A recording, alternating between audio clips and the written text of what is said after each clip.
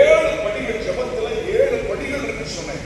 அந்த 7வது ஸ்டெப்பை ஒரே ஒருத்தர் மட்டும்தான் செய்தார், அவர் இயேசு. அவர் ஜெபிக்கும் போது பலத்த சத்தத்தோடு கண்ணீரோடு பயங்கரமா ஜெபித்தார். ரத்தத்தின் பெருந்துளிகள் என்ன செஞ்சான், சரீரத்திலிருந்து வெளியே வந்தது. இந்த உலகத்துல அந்த ஜெபத்தை இயேசுவை தவிர யாரும் ஏறெடுக்கல. அதுதான் 7வது ஸ்டெப். அதை அவரை தவிர யாராலும் ஏறெடுக்க முடியாது. அப்போ அடுத்த 6 ஸ்டெப்புக்கு நம்மளால என்ன செய்ய முடியும், வர முடியும். அந்த ஜெபத்துல அந்த 6 நிலைமைக்கு நம்மளால வர முடியும், வரணும். கூடாமே சொல்றீங்க சோத்திரம். அப்ப ஜெபத்துல ஒவ்வொரு ஸ்டெப்பா நீங்க வரணும். நான் சொல்ல சொல்ல சொல்ல அந்த ஜெபத்துல அப்படி நடத்திக்கிட்டே இருப்பேன். என்ன பிறகு உங்களை அந்த ஜெபத்துல கொண்டு போவேன். சோத்திரம். இப்ப கவனிங்களேன். அதாவது இப்போ ஒருத்தருக்கு கார் ஓட்ட தெரியலன்னு வச்சுக்கோங்களேன். அவற்றை சாவியை கொடுத்து இப்படிதான் ஸ்டார்ட் பண்ணணும், இப்படித்தான் கிளச்சி, இப்படித்தான் நீங்க கேர் போடணும்னு சொல்லி சாவியை கொடுத்து அவரால் ஓட்ட முடியாது. அப்படிதானே? அதே மாதிரிதான் ஜெபத்தை கற்றுக்கொண்டால் மட்டும் போதாது, அதை பிராக்டிஸ் பண்ணணும். ஜெபத்தை குறித்து தெரிந்திருந்தால் மட்டும் போதாது, ஜெபிக்கணும். இன்னைக்கு ஜெபத்தை குறித்த ஒரு தெளிவு கொஞ்சம் பரவாயில்லாம இருக்குது. ஆனா இன்னும் ஜெபத்தை குறித்து முழுமையாய் அறிந்து அந்த ஜெபத்துக்குள்ள வர கர்த்தர் உங்களுக்கு கிருபை தருவாரா? நான் சொல்ற இந்த ஸ்டெப்புக்குள்ள நீங்க வர பழகிட்டே வச்சுக்கோங்களேன், உங்க சபை அடுத்த லெவல்ல இருக்கும், நெக்ஸ்ட் லெவலுக்கு போயிடும். சோ ஒரு சபையினுடைய எதிர்காலம் ஜெபிக்கிறவங்க கையில தான் இருக்கு. ஒரு சபையின் எதிர்காலம், அதாவது ஞாயிற்றுக்கிழமை ஆராதனைக்கு வர்றவங்க மட்டுமல்ல, இடைப்பட்ட ஜெபத்துல வந்து உட்கார்றாங்க பாத்தீங்களா, அவங்கதான் அந்த சபைக்கு மிக முக்கியமானவர்கள். சண்டே சர்வீஸ்க்கு வந்துட்டு போலாம், அது ஒரு ஒரு என்டர்டைன்மெண்ட் மாதிரி சிலர் வந்துட்டு போயிடுறாங்க. ஆனா இடைப்பட்ட நாட்கள்ல ஜெபங்கள்ல முக்கியமான கூடுகைகள்ல அந்த கிரைய செலுத்தி உட்கார்றாங்க பாத்தீங்களா, அவங்கதான் சபைக்கு மிக முக்கியமானவர்கள். அப்ப இந்த சபைக்கு மிக முக்கியமானவர்கள் யார் அப்படின்னா, அவன் சோதர ஞாயிற்றுக்கிழமை மட்டும் அல்லது பண்டிகை நாட்கள்ல மட்டும் சபைக்கு வருகிறவர்கள் அல்ல. கிரயம் செலுத்தி லீவ் போட்டு இன்னைக்கு சபையில் ஒரு முக்கியமான காரியம், இந்த 2 நாட்கள் அதற்காக ஒதுக்கி இருக்கிறாங்க. அவன் எல்லாவற்றையும் ஒதுக்கி வச்சுட்டு அந்த சமூகத்துல வந்து கிரயம் செலுத்தி உட்கார்றாங்க பாருங்க, அவங்களால தான் சபை வளரும். ஹல்லேலூயா. பாருங்க, ஒவ்வொரு ஸ்டெப்பா நான் சொல்றேன். அதுக்கு பிறகு நீங்க ஜெபிக்க கொஞ்ச நேரம் ஜெபத்துல ஒன்று நடத்துறேன். முதல் ஸ்டெப், ஃபர்ஸ்ட் ஸ்டெப் என்ன அப்படின்னா, அவன் நீட் பேஸ்ட் ப்ரேயர், தேவையின் அடிப்படையில் ஜெபிப்பது. நீட் பேஸ்ட் ப்ரேயர் ஃபர்ஸ்ட் என்ன அப்படின்னா, நீட் பேஸ்ட் ப்ரேயர், தேவையின் அடிப்படையில் ஜெபிப்பது. நம்முடைய தேவைகளை சொல்லி, எனக்கு அந்த கஷ்டம் இருக்குப்பா, இந்த பிரச்சனை இருக்குப்பா, அந்த வியாதி இருக்குப்பா, இந்த விரலில் இருக்குப்பா, எனக்கு அதை சுகமாக்குங்கப்பா, இந்த தேவை சந்திங்கப்பா. தேவனிடத்துல நம்முடைய தேவைகளை சொல்லி ஜெபிப்பது முதல் படி. அதை நம்ம எல்லாருமே ஏறெடுக்கிறோம். உண்மைதானே? இப்போ எல்லாருக்குமே தேவைகள் இருக்குது, ஒவ்வொருத்தருக்கும் அது வித்தியாசமா இருக்கும். ஒருத்தருக்கு 10 லட்சம் தேவையா இருக்கும், இன்னொருத்தருக்கு 10 கோடி தேவையா இருக்கும். அது ஒவ்வொருத்தருக்கும் வித்தியாசமா இருக்கும். ஒவ்வொருவருடைய தேவைகள் வித்தியாசமாக இருக்கும். ஆனால் நம்முடைய தேவைகளை தேவனிடத்துல சொல்லி ஜெபிக்கிறோம் பாருங்க, அதுதான் முதல் ஸ்டெப். இதை எல்லாருமே நம்ம செய்யணும். எல்லாருமே செய்யணும். நம்முடைய தேவைகளை, நம்முடைய கஷ்டங்களை, நம்முடைய பிரச்சனைகளை தேவனிடத்துல சொல்லி நம்ம ஜெபிப்பது அது தவறல்ல. நம்முடைய கஷ்டங்களை தேவனிடத்துல சொல்லி, ஆண்டவரே எனக்கு இந்த காரியத்துல செய்யுங்கப்பா, எனக்கு ஒரு அற்புதம் செய்யுங்க, எனக்கு சுகத்தை தாங்க, எனக்கு இந்த காரியத்தை வாய்க்க பண்ணுங்கன்னு சொல்லி தேவைகளை சொல்லி ஜெபிப்பது முதல் படி. ஒரு ஆமென் சொல்றீங்களா? இரண்டாவது ஸ்டெப் என்ன அப்படின்னா, ஸ்கிரிப்சர் பேஸ்ட் பிரேயர், வசன அடிப்படையில் ஜெபிப்பது. வசனங்களை சொல்லி, வேத வசனங்களை வைத்து ஜெபிப்பது இரண்டாவது படி. செகண்ட் ஸ்டெப், வேத வசனங்களை பிடித்து ஜெபிப்பது. வசனத்தை சொல்லி சொல்லி, என் நாமத்தினாலே எதை கேட்டாலும் செய்வேன் என்று யோவான் 14:14 சொல்லீரே ஆண்டவரே, என்னை நோக்கி கூப்பிடு, அப்பொழுது நான் உனக்கு உத்தரவு கொடுத்து நீ அறியாததும் உனக்கு எட்டாததுமான பெரிய காரியங்களை அறிவிப்பேன் என்று எரேமியா 33:3 சொல்லீரே ஆண்டவரே. சொல்றது புரியுதா? இது வேத வசனத்தை வைத்து ஜெபிக்கிற ஜெபம். அடுத்த லெவல், செகண்ட் லெவல்.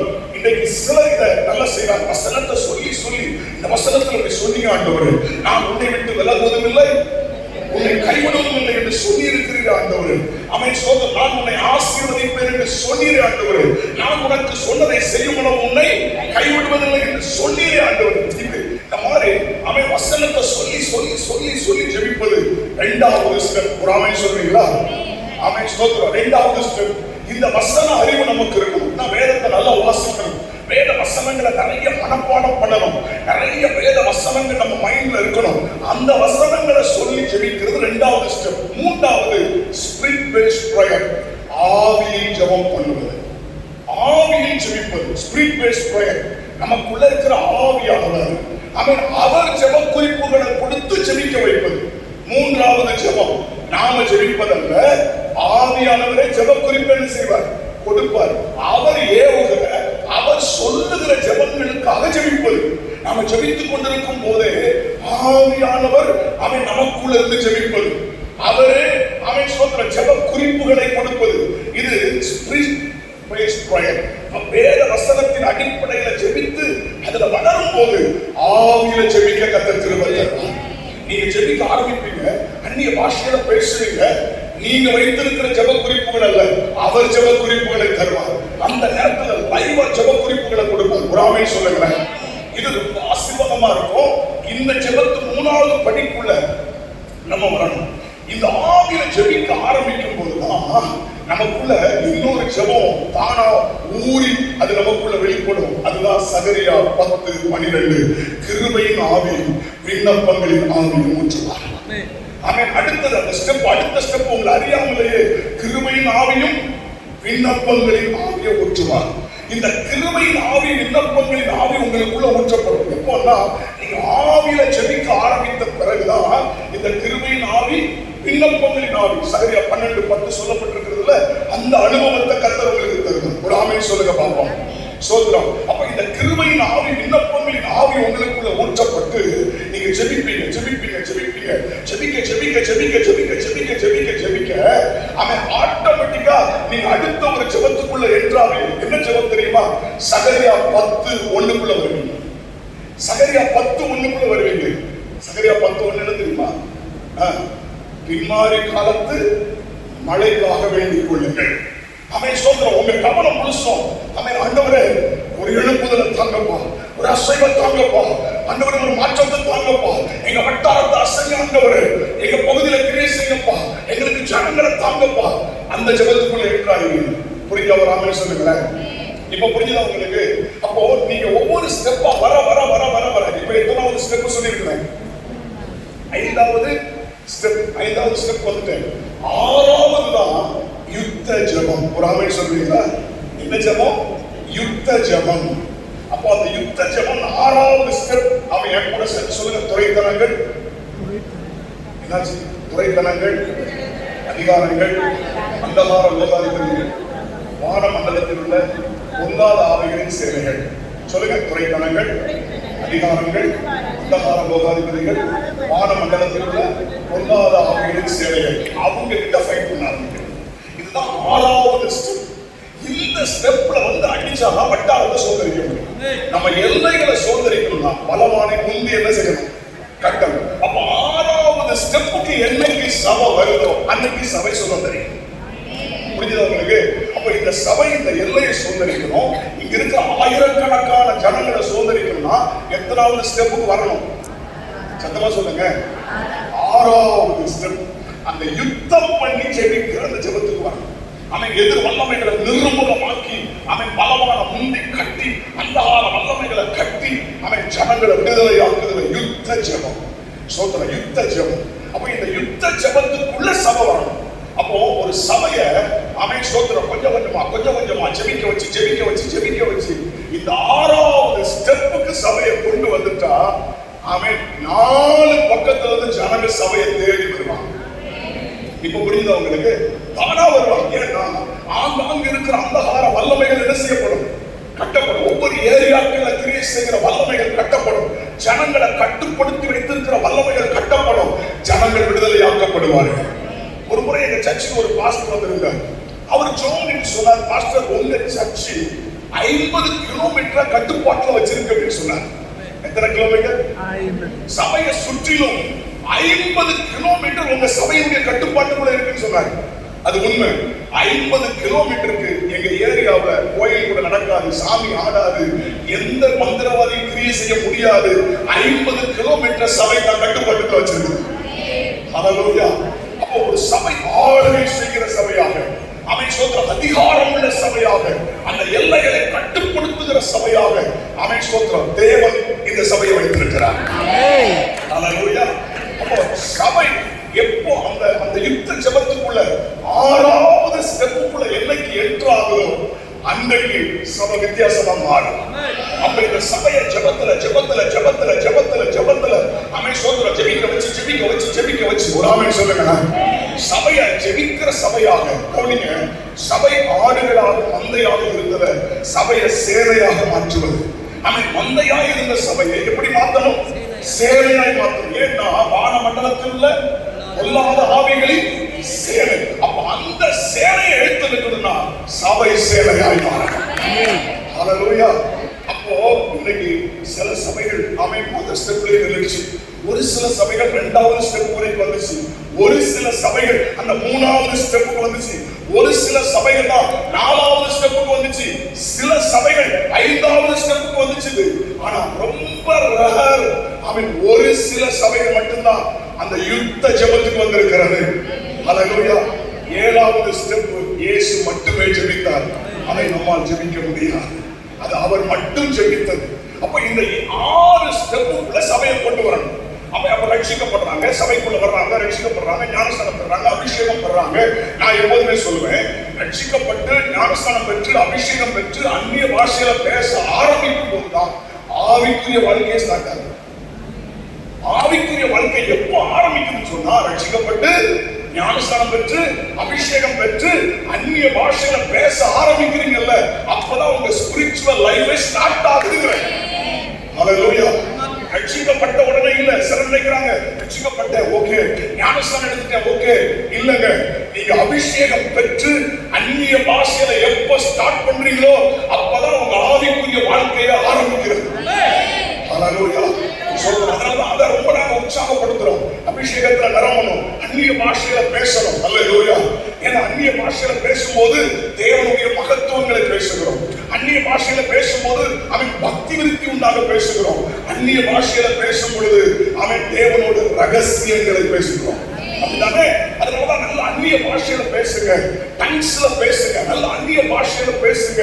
திரும்ப திரும்ப அந்த அபிஷேகத்துக்குள்ள கொண்டு வரதுக்கு காரணம் அப்பதான் சபையே ஆவிக்குரிய சபையாக மாறும். அப்ப இந்த கடைசி காலத்துல என்ன ஆச்சுன்னா கவனிங்க, எங்க பார்த்தாலும் ஆவியானவருடைய ஊற்றப்படுதல் மந்தமா இருக்கு. ஆவியானுடைய ஊற்றப்படுதல் நான் சொல்ற கவனிங்க. கடந்த நாட்கள்ல தமிழ்நாட்டுல மார்த்தாண்டம் அப்படின்னு ஒரு இடம் இருக்கு. அங்க ஒரு வாலிபர் முகாமுக்கு நான் போயிருந்தேன், மாணவர் முகாம். அப்ப சாலிடா ஒரு 160 மாணவர்கள், எல்லாமே ஆவிக்குரிய சபையிலிருந்து வந்த பையன். ஒருத்தர் கூட வெளியே கிடையாதுங்க, சிஎஸ்ஐ ஆர்சி அதெல்லாம் கிடையாதுங்க. 160 பேர் சாலிடா ஆவிக்குரிய சபையில பிறந்து வளர்ந்த பையன். அவங்களுக்கு முகாமுக்கு நான் போயிருக்கிறேன். அப்போ ஃபர்ஸ்ட் டே நான் கேட்கிறேன், இந்த 160 பேர்ல அபிஷேகம் பெற்றவங்க, அந்நிய பாஷையோட அபிஷேகம் பெற்றவங்க எத்தனை பேர் கேட்டா அவங்க சொல்றாங்க நாங்க ஒரு 60 பேர் மட்டும்தான் கையை வைக்கிறாங்க. ஆனா பிறந்து வளர்ந்தது எங்க? ஆவிக்குரிய சபை. அதுல நிறைய ஊழியர்களுடைய பிள்ளைகள். ஆனா நான் என்னன்னா 60 பேர் மட்டும்தான் அந்நிய பாஷை அடையாளத்தோடு அபிஷேகம் பெற்றிருக்கிறாங்க. அப்ப 100 பேர் அவன் பரிசுத்தாவின் அபிஷேகத்தை அந்நிய பாஷை அடையாளத்தோடு என்ன செய்யல, பெறல. நான் சொல்றது மற்ற பாரம்பரிய சபையை சொல்லல, இதை போல ஆவிக்குரிய சபை, என் சபையை போல ஆவிக்குரிய சபையில எனக்கு ரொம்ப வேதனை. நான் எனக்கு கொடுக்கப்பட்ட ரூமுக்கு போனேன், முழங்கால் படியிட்டு கைகளை உயர்த்தி அழுது அழுது கதறேன். ஆண்டவரே, வந்திருக்கிற அத்தனை பேர்ல 100 பேர் அபிஷேகம் பெறாம இருக்கிறாங்கப்பா. ஆண்டவரே, இது ஆவிக்குரிய சபையில பிறந்து வளர்ந்த பிள்ளைகளப்பா என்று முழங்கால நின்று கதறி அழுது சோமிட்டு ஈவினிங் அனாயிண்டிங் செஷன். அப்ப அபிஷேகத்துக்குள்ள நடத்துறதுக்காக அந்த பிள்ளைகளுக்கு ஆவியானவரை குறித்து போதித்து அவர்களை உற்சாகப்படுத்தி அவன் சோதனை ஜெபத்தை நடத்தின பொழுது 90 பேர் அந்நிய பாஷை அடையாளத்தோட அபிஷேகத்தை பெறுகிறார். 90 பேர் அபிஷேகம் பெற்றாங்க. ஒரு 10 பேர் கீழ்ப்படியாதனால பெற்றுக்கொள்ளும். நான் சொன்னதை அது அசால்ட்டா அப்படி கேட்டுக்கிட்டு அப்படிலாம் ஜெபிக்கணும் அவசியம் இல்லை, அப்படிதான் அப்படின்னா அவையால உற்சப்படுவாரா இப்படி கொஞ்சம் ஒரு மாதிரி அவன் இருந்த ஒரு 10 பேரை தவிர மற்ற 90 பேர் அபிஷேகத்துல நிரம்பினாங்க. அந்நிய பாஷைகளை பேசினாங்க, சிலர் தீர்க்க தரிசனங்களை உரைத்தாங்க, சிலர் அழுது கதறினாங்க. அவன் நான் நைட் செஷன் முடிஞ்சிச்சு, முடிஞ்சு நான் சாப்பிட போயிட்டேன். அங்க போனா பிள்ளைகள் வரல. நான் கேட்டேன், ஏன் பிள்ளைங்க வரலன்னா சாப்பல்ல ஜோமிட்டே இருக்கிறாங்க. அவங்க ஜெபத்தை நிறுத்தல. பிராமணன் சொல்லுகிறாங்க, நான் சாப்பிட போயிட்டு கேட்கிறேன், ஏன் பிள்ளைங்க சாப்பிட வரலன்னு கேட்டா சாப்பல்ல ஜோமிட்டே இருக்கிறாங்க. ஆவியானவர் ஊற்றப்பட்டு ஜோமனிட்டே இருந்தாங்க. ஹல்லேலூயா. 1 hour யாரும் ஜெபத்தை நடத்துனாங்க, அவங்களே ஜெபம் பண்ணாங்க. பிராமணன் சொல்லுங்க, ஒவ்வொருத்தரையும் கையை தட்டுறதுக்கு, பாட்டு பாடுறதுக்கு, அல்லேலூயா சொல்றதுக்கு பண்ற பாடம் பாருங்க. ஆவியானவர் ஊற்றப்படுவாரானால் அமர்க்கலமாய் மாறும். ஹல்லேலூயா, ஹல்லேலூயா. இந்த அனுபவத்துக்குள்ள சபையை கொண்டு வரணும். சபை ஒரு மந்தையாகவே இருக்கிறது. அவன் சொல்ற மேய்ப்பன் கொடுக்கிற ஆகாரத்தை சாப்பிட்டுட்டு அப்படியே சந்தோஷமா என்ஜாய் பண்ணி கொண்டிருக்கிற மந்தையா இருக்கிறது. இதை சேனையாக மாற்றணும். சபையை ஒரு யுத்த களத்துல கொண்டு போய் நிறுத்தணும். முதல்ல தாவீதோடு இருந்தவர்கள் கடன்பட்டவர்கள், முறுமுறுக்கிறவர்கள். ஆனால் பின்பு பராக்கிரமசாலிகளாக இருந்தார்கள், யுத்த வீரர்களாக இருந்தார்கள். அதுல 3 பிரதான பராக்கிரமசாலிகள் இருந்தார்கள். அதுல ஒருத்தெல்லாம் சோதர கையில பட்டயம் ஒட்டி கொள்ளும் அளவுக்கு யுத்தம் பண்ணுகிறவர்கள். ஒருத்தவங்க சிங்க கொலைக்குள்ள இறங்கி சிங்கத்தை அடிக்கிறவர்கள். பிராமணன் சொல்லுங்க, அப்ப எப்படிப்பட்ட பராக்கிரமசாலிகளாக எழுந்திருக்கிறாங்க. இந்த சபை பராக்கிரமசாலிகளின் சபையாய் மாறுவதா? பராக்கிரமசாலிகளின் சபையாய் மாறுவதா? இது ஒரு மந்தையாக அல்ல, ஒரு சேனையாய் மாறுவதா? ஹல்லேலூயா. சபை என்ன செய்யணும்? சேனையா மாற்றணும். யுத்த பயிற்சிகளை கொடுக்கணும். யுத்த களத்துல கொண்டு போய் சபையை நிறுத்தி யுத்தம் பண்ண பயிற்சி கொடுக்கணும். அப்ப சபையை யுத்த களத்துல இறக்கி யுத்த பயிற்சி கொடுக்கணும். கைகளை விரலுக்கு விரல்களை போருக்கும், என் விரல் கைகளை யுத்தத்துக்கும் பழக்கி வைக்கிறவர். வெண்கல பில்லும் என் புயங்களை அடையும்படி கையை சாமி யுத்தத்துக்கு கற்றுக் கொடுக்கிறவர். அந்த யுத்த தளபதியாக அவர் நம்மோடு கொடுக்கிறார். ஹல்லேலூயா. எந்த சபை யுத்தம் பண்ணுதோ அந்த சபை ஜெயிக்கும். அந்த வட்டாரத்தை சோதனை. அப்போ இந்த அந்த சபைக்கு தான் கொஞ்சம் போராட்டங்கள் அதிகமாக. அவன் சொல்ற அந்த சபைக்கு நிறைய பிரச்சனைகள். மற்ற சபைலாம் சோதரம் டிஸ்டர்ப் பண்ண மாட்டாங்க. அந்த ஏரியாவில் இருக்கிற ஆவிய பற்றிய பிரச்சனை எல்லாம் கவலைப்பட மாட்டாங்க. அவங்க யுத்தம் பண்றதுக்கு ஆயத்தமாகவும் இல்லை. ஆனா எந்த சபை யுத்த களத்துல இறங்குதோ, எந்த ஊழியக்காரன் யுத்த களத்துல இறங்குறானோ, நிச்சயமா அவனுக்கு நிறைய பிரச்சனைகள் வரும். ஆனா ஒரு வார்த்தையை சொல்ற, ஒன்றும் உங்களை சேதப்படுத்தாது. ஆனா பயங்கரமான யுத்த களமா இருக்கும். நான் ஆரம்பத்துல அவன் சொல்ற சபை இருந்தது, ஜனங்கள் இருந்தார்கள், ஆனால் மந்தையை போல இருந்தது. ஆவியானவரோடு பேசினார், சேவையாய் மாற்றும் சபையை. அப்ப நான் அதற்காக ஒப்பு கொடுத்து ஜெபம் பண்ணி அதை அவன் ஆவியானவருக்கு அந்த கிருபைகளை பெற்று சபையை சேவையாய் மாற்றின பொழுது சபை வளர ஆரம்பித்தது, சபை பெருக ஆரம்பித்தது. ஆமென், ஹல்லேலூயா. அந்த எல்லைகளை கட்டுப்படுத்த ஆரம்பித்தது, அந்த எல்லைகளை கண்ட்ரோல் பண்ண ஆரம்பித்தது. சோதரம் அந்த எல்லைகளை கர்த்தர் கையில் ஒப்பு கொடுத்தார். சபையை சுற்றிலும் 50 கிலோமீட்டர் எங்க கையில கட்ட தந்திருக்கிறார். என்ன சொல்றோமோ அதுதான் நடக்கும். அப்ப தேவன் சபைக்கு அந்த அதிகாரத்தை செஞ்சிருக்கிறார், கொடுத்திருக்கிறார். ஆனால் சபை இன்னைக்கு பலவீனமா இருக்குது, சபை பரிதாபமா இருக்குது. ஜெபிக்க முடியல, ஜெபிக்கிறவங்க இல்ல, ஜெபிக்கிறவங்களை டார்கெட் பண்ணி சாசாட்டிக்கிறான். சபையில யாரெல்லாம் அவன் ஜெப வீரர்களா, யுத்த வீரர்களா எழுப்புறார்களோ அவர்களை குறிவைத்து அந்த குடும்பங்களை சத்துரு தாக்குகிறான். இன்றைக்கு அந்த கிரியைகள் அழிக்கப்படுவதாக. ஹல்லேலூயா. சொல்லுங்க சொல்லுங்க பாப்போம்.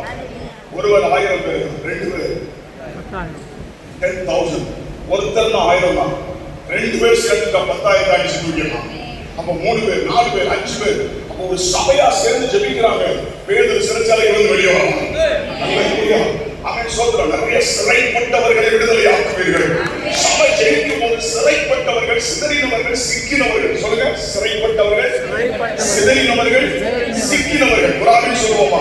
சொல்றான், சபையில வந்து இப்பொழுது சிறைப்பட்டவர்கள், ஆங்காங்கே சிக்கினவர்கள், சிதறி போனவர்களை கர்த்தர் உங்களுக்கு திரும்ப தருவார். அடையாளத்தை நான் உங்களுக்கு சொல்றேன்.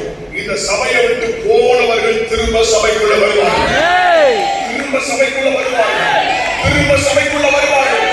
அதை நீங்கள் சீக்கிரத்துல காண்பீங்க. எங்க போனாலும் அவங்களுக்கு இளைப்பாறுதல் இருக்காது. ஏன்னா கர்த்தர் அவர்களுக்கு கொடுத்த சபை இது. அவர்கள் எங்க போனாலும் நான் சொல்றேன், தீர்க்க தரிசனமா சொல்றேன், திரும்ப அவர்கள் வருவார்கள், கர்த்தர் அவர்களை கொண்டு வருவார். சபை யுத்தம் பண்ணி ஜெபிக்கும் போது ஆண்டவர் சிறைப்பட்டவர்கள், சிதறினவர்கள், சிக்கினவர்கள் இவர்களை நமக்கு தருவார். ஹல்லேலூயா. அப்போ ஒவ்வொரு ஸ்டெப்பா சொல்லி கொடுக்கணும். ஒவ்வொரு ஸ்டெப்ல ஜனங்களை ஜெபிக்க வைக்கணும். முதல்ல தேவையை சொல்லி ஜெபிக்க வைக்கணும். உங்க பிரச்சனையை சொல்லுங்க, ஆண்டவர்கிட்ட சொல்லுங்க. அவர் கேட்டு பதில் தருவார். இரண்டாவது, வேத வசனத்தை பிடித்து ஜெபிக்க சொல்லி கொடுக்கணும். மூணாவது, நல்ல அபிஷேகத்துல நிரம்பி அந்நிய பாஷையில பேச பேச பேச அவர் கொடுக்கிற ஜெப குறிப்புகளை வைத்து ஜெபிக்க பழகணும். அதுக்கு பிறகு கிருபையின் ஆவியும் விண்ணப்பங்களில் ஆவியை ஊற்றுவார். அப்பொழுது அவன் சொல்ற, நீங்கள் ஒரு பெரிய பின்மாரிக்காக ஜெபம் பண்ணுவீர்கள், பின்மாரி காலத்து மழைக்காக ஜெபம் பண்ணுவீர்கள். ஆமென் சொல்லுங்களேன். ஹல்லேலூயா. ஆமென். அதற்கு பிறகு நீங்க யுத்தங்களை செய்து ஜெபிக்க ஆரம்பிப்பீர்கள். சபையை யுத்த களத்துல கொண்டு வரணும். அப்பதான் அவன் சொல்ற சேனைகளை ஜெயிக்க முடியும். ஏனென்றால் நம்மை சுற்றிலும் இருக்கிற வட்டாரங்களை பிசாசு தன்னுடைய கட்டுப்பாட்டில் செஞ்சிருக்கிறான். அவன் ஒரு நாள் அதிகாலையில, வழக்கமா காலையில 4 மணிக்கு எழுப்பிடுவேன். 4 to 6 என்னுடைய ஜெப நேரம். அவன் கரெக்டா 3:45 என் பெட்டுக்கு பக்கத்துல, என் லைஃப்ல இதுவரைக்கும் நான் பார்க்காத ஒரு கொடூரமான ஆவி மிக பயங்கரமாய் வந்து என் பெட்டுக்கு பக்கத்துல நின்று என்னை முறைத்து பார்த்து கொண்டிருக்கிறது. என் லைஃப்ல இதுவரைக்கும் நான் பார்த்ததே இல்லை. ஃபர்ஸ்ட் டைம் அதை பார்க்கிறேன். பார்த்த உடனே ஆவியில ஜெபம் பண்றேன், அந்நிய பாஷையில பேசுறேன், ஆவியில ஜெபம் பண்றேன், அந்நிய பாஷையில பேசுறேன். அது சிரிக்குது. அது சிரிச்சுதா? நீ ஜெபம் பண்ண உடனே அந்நிய பாஷையில பேசுற உடனே நான் பயந்துருவேனோ, அப்படி பயந்துருவேனோ அப்படின்னு சிரிக்குது. திரும்ப சிரிக்குது. நான் அந்நிய பாஷையில பேசுறேன், தூக்கத்திலேயே அந்நிய பாஷையில பேசுறேன். அது திரும்பியும் ஒரு அசால்ட்டு சிரிப்பு. நீ அந்நிய பாஷையில பேசணும்னா நான் பயந்துருவேனோ. அப்போ நான் ஆவியானவர்கிட்ட மெதுவா கேட்கிறேன், நான் துதிக்கிறேன், அந்நிய பாஷையில பேசுறேன், ஆனா இது கொஞ்சம் கூட பயப்படலையே அப்படி இருக்குது. அப்ப எனக்குள்ள ஆவியானவர் சொன்னாரு, உன்கிட்ட அப்படி நடிக்கிறான், உள்ளுக்குள்ள பயப்படுறான். நீ அந்நிய பாஷையில பேசி ஜெபிக்கிறதா உள்ளுக்குள்ள பயப்படுறான், ஆனா வெளியே உங்ககிட்ட சிங்கம் போல என்ன செய்யறான், காண்பிக்கிறான். விடாத, நீ திரும்ப ஜெபம்னு சொன்ன உடனே நான் அந்நிய பாஷையில திரும்ப பேச ஆரம்பிச்சேன் பாருங்க. அது சொல்லிச்சு, நான் யார் தெரியுமா உனக்கு? அந்தகார லோகாதிபதி. என்ன சொல்லிச்சு? அந்தகார லோகாதிபதி. நான் யார் தெரியுமா? அப்பதான் நான் திரும்ப எனக்கு இன்னும் தைரியம். ஆவியானவர் சொல்லிட்டார்ல, உடனே நான் தூக்கத்திலேயே அதை போராடி எழுந்து நின்று அடிக்கிறேன் ஜெபத்துல. அது கொஞ்ச நேரத்துல அலறிட்டு அது ஓடி போயிடுச்சு. நான் இதை போய் ஒரு மூத்த அனுபவம் உள்ள ஒரு போதகர்கிட்ட, நல்ல வரங்கள் கிரியேட் செய்யற ஒரு மாஸ்டர்கிட்ட பேசிட்டு இருக்கும்போது அதை சொன்னேன். அப்போ அவர் சொன்னாரு, தம்பி வேற ஒண்ணு இல்லப்பா, இந்த அந்தகார லோகாதிபதி கீழே வரமாட்டான். அவன் எப்போதுமே வானத்துல இருந்து அவனுக்கு கீழே இருக்கிற ஆவிகளை வச்சு நெட்வொர்க் தான் பண்ணிட்டு இருப்பானே தவிர அந்தகார லோகாதிபதி கீழே வரமாட்டான். அவன் உன்னை தேடி அறைக்குள்ள வந்துட்டான்னா ஒன்னால அவனுக்கு பெரிய அளவில் டேமேஜ் ஆக போகுது, அவனுக்கு ஒரு பெரிய ஆபத்து ஒன்னால வரப்போகுது. அதனாலதான் டைரக்டா அவன்கிட்ட வந்திருக்கிறான். அவன் பெரிய அளவுல சாத்தானுக்கு ஒரு பெரிய டேமேஜ் நீ உண்டாக்க போகிற.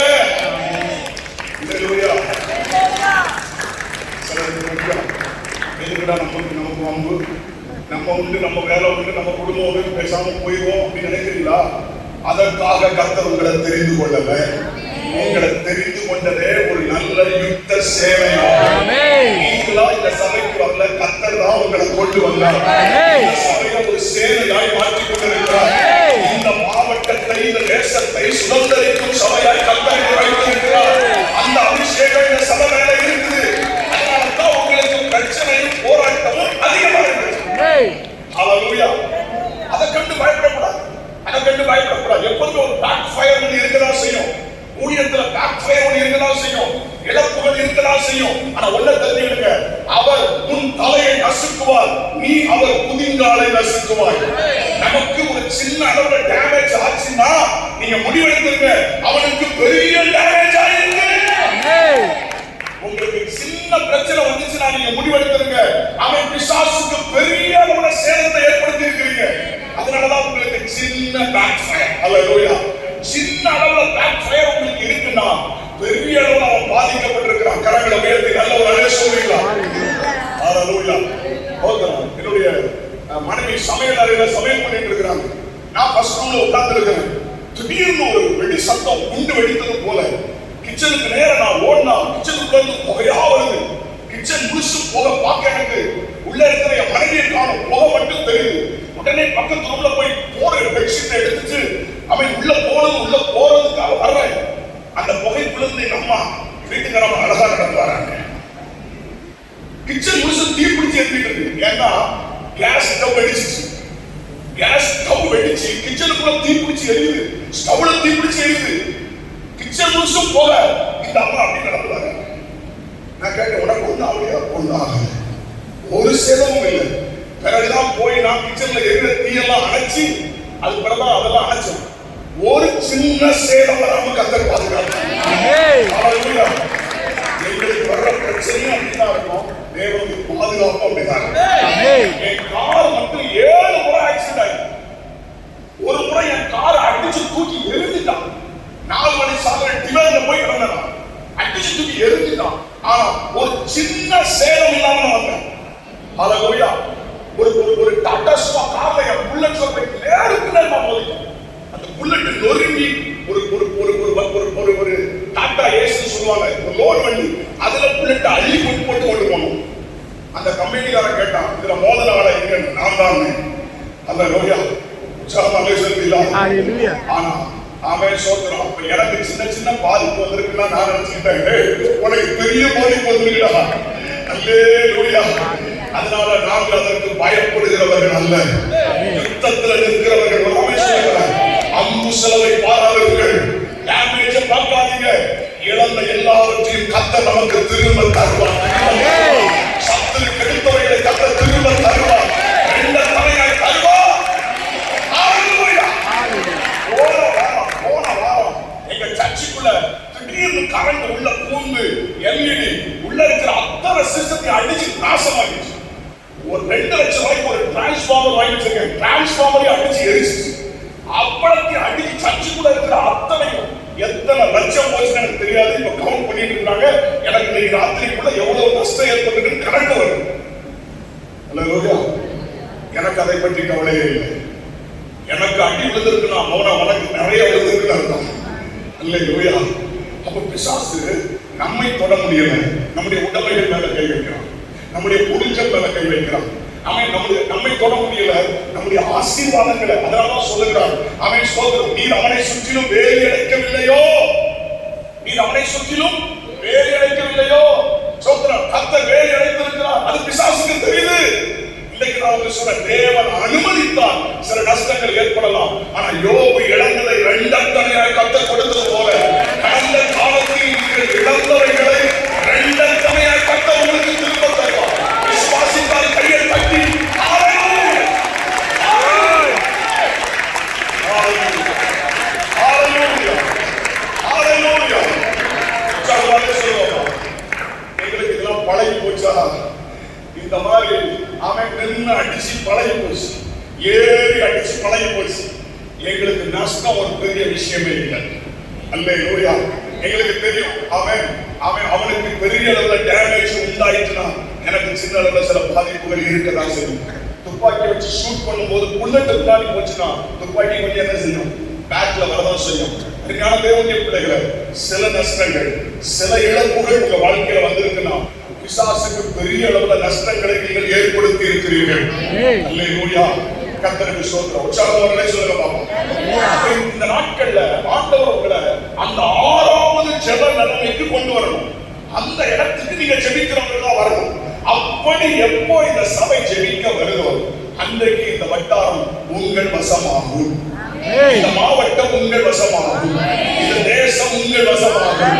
இந்த ஏரியாவில் இருக்கிற ஜனங்களை கர்த்தர் உங்களுக்கு கொள்ளை போடுவார். நான் இருக்கிறது ஒரு சின்ன கிராமம், மொத்தமே 15,000 ஜனங்கள் வாழ்கிற ஒரு சின்ன கிராமம் தான்.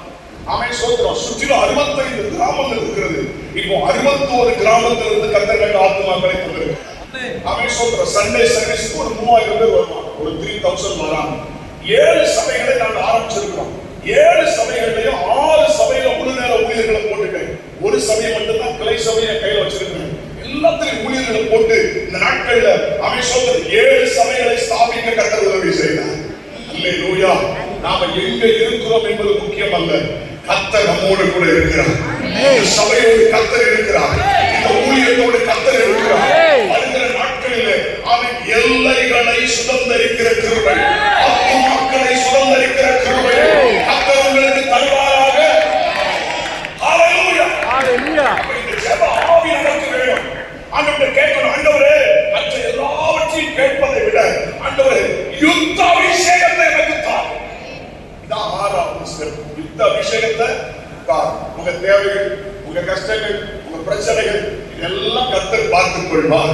அப்ப இன்னைக்கு சபைக்கு தேவை யுத்த அபிஷேகம். அங்க கேட்கணும், ஆண்டவரே எனக்கு யுத்த அபிஷேகத்தை தாரு. ஆமென். ஸ்தோத்திரம். நான் ஒரு சாதாரண ஜெப வீரனாக அல்ல, ஆமென், யுத்தத்திலே சிறந்த குதிரையாக என்னை மாற்றும் ஆண்டவரே. இந்த சபை என்னைக்கு சேனையாய் மாறுமோ இந்த எல்லைகளை சுதந்திரிக்கிற கிருபைகளை கர்த்தருக்கு தருவார். ஹல்லேலூயா. உங்க தேவைக்காக உங்க கஷ்டங்களுக்காக நீங்க போராடாதீங்க, அதற்காக நீங்க கவலைப்படாதீங்க. யோபு தன் சிநேகிதர்களுக்காக ஜெபித்த பொழுது கர்த்தர் யோபுடைய சிறையிருப்பை மாற்றினார். நான் ஒரு விஷயத்தை நான் உங்களுக்கு சொல்றேன், எனக்காக நான் அதிகம் ஜெபித்ததே இல்லை. என் ஜெபத்துல இப்போ நான் ஊழியத்துக்கு வந்து 33 வருஷம் ஆச்சு, ரட்சிக்கப்பட்டு 35 வருஷம் ஆச்சு. அவன் ஏன் தேவைக்காக நான் ரொம்ப குறைவாக தான் ஜெபம் எடுக்கிறேன், மிஞ்சி போன 5% தான். ஆனா 95% ஆமென் சொல்றோம் சபைக்காக, தேசத்துக்காக, எழுப்புதலுக்காக தான் ஜெபம் எடுக்கிறேன். ஒரு 5% தான் எனக்காக நான் ஜெபம் எடுப்பேன். நான் ரட்சிக்கப்பட்ட நாள்ல இருந்து சொல்றேன், 95% ஜெபம் எங்க தேசத்தை சந்திக்கணும் ஆண்டவரே, எங்க வட்டாரத்தை சந்திக்கணும் ஆண்டவரே. நான் ஒரு காரியத்தை நான் பொருத்தனை பண்ணியிருக்கிறேன், ஆண்டவரே ஒருபோதும் என் வாழ்க்கையில கண்ணீர் வரக்கூடாது, யாருக்கு முன்பாகவும் நான் அழக்கூடாது. நான் அழுதா 2 காரியத்துக்காக மட்டும்தான் அழணும். ஒன்று, ஆண்டவரே சபைக்காக, எனக்கு நீ தந்திருக்கிற குடும்பங்களுக்காக ஜெபிக்கும் போது மட்டும் என் கண்களுக்கு கண்ணீர் வரணும். அடுத்தது தேசத்துக்காக, இந்தியாவுக்காக, 147 கோடி ஜனங்களுக்காக ஜெபிக்கும் போதெல்லாம் என் கண்களுக்கு கண்ணீர் வரணும். இந்த 2 தவிர வேற எதற்காக நான் கண்ணீர் விடக்கூடாது என்று பொருத்தனை செய்திருக்கிறேன். அல்லேலூயா. நான் வெளியே சித்தமோடலே சொல்றீங்களா? இதுவரைக்கும் நான் உண்மையா இருக்கேன். 2 காரியத்துக்கு தான். ஒன்று சபைக்காக, தேவன் எனக்கு கொடுத்திருக்கிற 600 குடும்பங்களுக்காக ஜெபிக்கும் போது மட்டும் நான் அழுவேன். 147 கோடி மக்கள் தேசத்துக்காக ஜெபிக்கும் போது நான் அழுவேன். இந்த 2 தவிர நான் வேற எதற்கும் அழமாட்டேன் என்று பொறுத்தனை செய்திருக்கிறேன். அப்படி செய்து நான் ஜெபிக்க ஆரம்பித்த பின்பு ஆண்டவர் என்னை, சபையை ஆசீர்வதிப்பதை நான் பார்க்கிறேன். ஊழியத்தின் வித்தியாசத்தை நான் பார்க்கிறேன். சோத்திரம். 2030க்குள் நாங்க 7000 மாறுவது உறுதி. 1000 நாங்க ரீச் பண்ணுவோம். ஹல்லேலூயா. 2030 கால் வைக்கும் போது எங்க விசுவாசியின் எண்ணிக்கை 7000 இருக்கும் என்று உறுதியாக சொல்றேன். ஹல்லேலூயா. எனக்கு தெரியும், எனக்கு தேவன் கொடுத்த விஷயம் அது, எனக்கு தேவன் கொடுத்த தரிசனம். 7000 என்பது தேவன் கொடுத்தது. நீங்க சீக்கிரம் 5000 மாற போகிறீர்கள். 5000 ரீச் பண்ண போறீங்க. 5000 ரீச் பண்ண போறீங்க. 5000 ரீச் பண்றீங்க. இது நடக்கும். எத்தனை தடைகள் வந்தாலும், எத்தனை போராட்டம் வந்தாலும் அத்தனையை உடைத்துக் கொண்டு முன்னேறும் சேனையாக கர்த்தர். ஹல்லேலூயா. இப்ப சொல்லுங்க, சபைக்கு என்ன வேணும்? சபைக்கு எது தேவை? ஜெபம். ஒரு 5 வேன் இருந்தா நல்லா இருக்கும், சொந்தமா ஒரு இடம் இருந்தா நல்லா இருக்கும், சொந்தமா ஒரு பில்டிங் இருந்தா நல்லா இருக்கும். எல்லாம் வரும் உங்களை தேடி. ஆனா இப்ப தேவை சபைக்கு ஒரு ஜெப அபிஷேகம், இப்ப தேவை ஒரு ஜெப அக்கினி, இப்ப தேவை ஒரு யுத்த அபிஷேகம். அல்லேலூயா.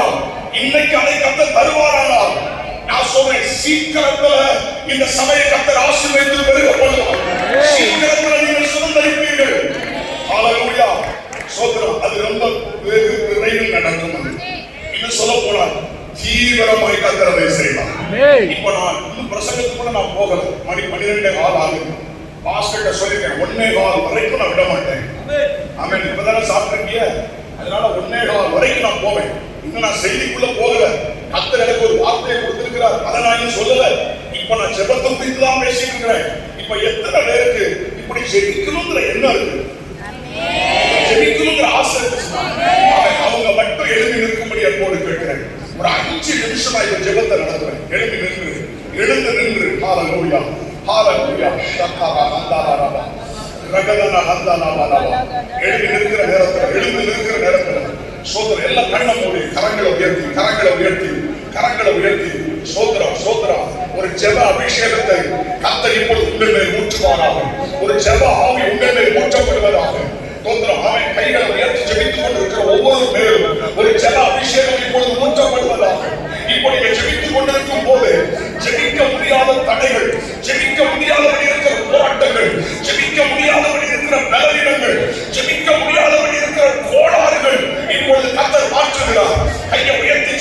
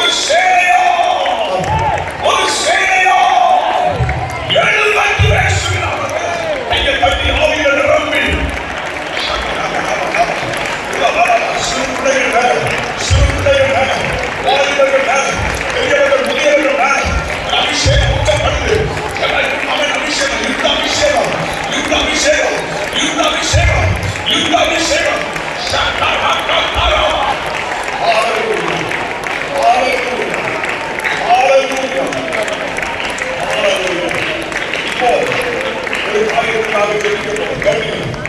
இந்த சபை வளர முடியாதபடி, இந்த சபை பெருக முடியாதபடி, அடுத்த லெவலுக்கு போக முடியாதபடி பயங்கரமா எதிர்த்து நிற்கிற சில வல்லமைகள், ஆக்ரோஷமாக நிற்கிற வல்லமைகள் என்னுடைய ஆவியில் நான் உணர்ந்து சொல்றேன். பாப்போமா எப்படி நீங்க அடுத்த நிலைமைக்கு போறீங்கன்னு பாப்போம். நான் உங்களை எழுத விட மாட்டேன், இங்கே நான் உங்களை முடக்குவேன் என்று சொல்லி இந்த சபைக்கு விரோதமாய் எழுந்து நிற்கிற ஒரு பெரிய சேனை, பயங்கரமாய் நிற்கிற சேனை, அதுல சில பொறாமையின் ஆவிகள், எரிச்சலின் ஆவிகள், இந்த சபை வளர்ந்து விடக் கூடாது என்று அவன் மனதுக்குள்ளே எரிச்சலோடு பொறாமையோடு இருக்கிற அநேக ஊழியர்களுடைய எண்ணங்கள், சில மனுஷருடைய எண்ணங்கள் இயேசுவின் நாமத்தில் நிர்மூலமாக போகிறது. இந்த சபைக்கு விரோதமாய் நேரடியாய் மறைமுகமாய் எழுப்பி நிற்கிற எல்லா வல்லமைகள் இயேசுவின் நாமத்தில் இப்போது விழுவதாக, விழுவதாக. நல்ல கையை தட்டி அந்நிய ஆசிரியர், அந்நிய ஆசிரியர், அந்நிய ஆசிரியர் இப்போது கீழே விழுவதா, இப்போது விழுவதா.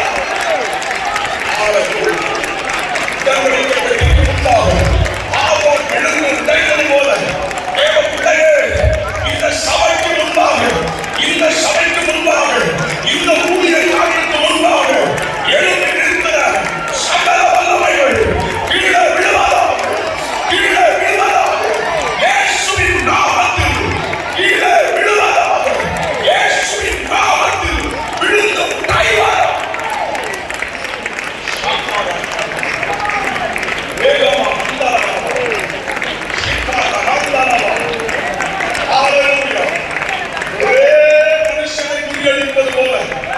நீ முறியடிப்பா, ஒரே மனுஷனை முறியடிப்பது போல நீ முறியடிப்பா. இந்த சபை ஜெயிக்கும், ஜெயிக்கும். ஹல்லேலூயா. அதற்கு அடையாளமா ஒரு யுத்த அபிஷேகம் ஊற்றப்பட்டிருக்கிறது, யுத்த அபிஷேகம் ஊற்றப்பட்டிருக்கிறது. இனி உங்கள் ஜெபம் சாதாரண ஜெபமாக இருக்காது, யுத்த ஜெபமாக இருக்கும். ஹல்லேலூயா. சாமங்களை சொல்லுவோமா? பக்கத்துல இருக்கவங்க கையை பிடிச்சிருக்க, பக்கத்துல இருக்கவங்க கையை பிடிச்சிருக்கமா? ஷக்கா ராகாலா ராமா, பூரா ஹந்தாலா ராமா, ஷக்கா தானா ஹந்தாலா. யாரும் தனியா இருக்க கூடாது, யாரும் தனியா இருக்க கூடாது. ஒரு கையை மட்டும் பிடிச்சிருக்கு, ரெண்டு கையை பிடிக்க வேண்டாம், ஒரு கை. ஆமென் சொல்றேன். பக்கத்துல இருக்கவங்க ஒரு கை, ரெண்டு கையை வச்சு ரெண்டு பேரும் பிடிக்க வேண்டாம், பக்கத்துல இருக்கவங்க கையை பிடிச்சிருக்கு. நான் பிடிச்சிட்டீங்களா? சொல்றேன், கையை பிடிச்சிருக்கணுமா? அதுக்குள்ள பாருங்க. எல்லாம் ஒரு மனப்படம், எல்லாம் ஒரு மனப்படம், எல்லாம் ஒரு மனப்படம். நல்லா கவனிங்க. சோதனம் அந்த தடை உடஞ்சி வச்சிருந்தா டக்குனு சபை எடுக்கு. அந்த தடை அடி கொண்டிருக்கிற வல்லமை ஒவ்வொரு ஸ்டேஜ்ல சர்ச் போறாங்க. அதை உடச்சுதான் அடுத்த ஸ்டேஜ் போயிடும், அதை உடச்சுதான் அடுத்த ஸ்டேஜ் போயிடும். இப்போ நீங்க அடுத்த நிலைமைக்கு எழுத முடியாதபடி உங்களை வளைந்து இருக்குது, சுத்தி இருக்குது. ஒரு சேரையா நீங்க இறங்கி இருக்கிறத நான் இங்க ஆவியில் உணர்றேன். இந்த சபை எழுந்திடக்கூடாது, அடுத்த லெவலுக்கு போயிடக்கூடாது என்று பயங்கரமா இறங்கி நிற்கிற சேனை இன்னைக்கு கீழே விடுது. இன்னைக்கு பிறகு கதவுகள் எல்லாம் திறக்கப்படும். விசுவாசிக்கிறீங்க? இப்ப நம்ம எல்லாம் ஒருமனப்பட்டு, எல்லாம் ஒருமனப்பட்டு, சபையாக ஒருமனப்பட்டு கண்களை மூடி சொல்ல போறீங்க சபைக்கு விரோதமான, சபை எழுப்ப முடியாதபடி, அடுத்த லெவலுக்கு எழுப்ப முடியாதபடி போராடுகிற, எழுந்து நிற்கிற சகல வல்லமைகள் இப்பொழுது இயேசுவின் நாமத்தில் விழுவதாக, இப்பொழுது இயேசுவின் நாமத்தில் விழுவதாக, இப்பொழுது இயேசுவின் நாமத்தில் விழுவதாக, இப்பொழுது இயேசுவின் நாமத்தில் விழுவதாக. நல்ல ஜெபம் பாப்போம். ஹல்லேலூயா.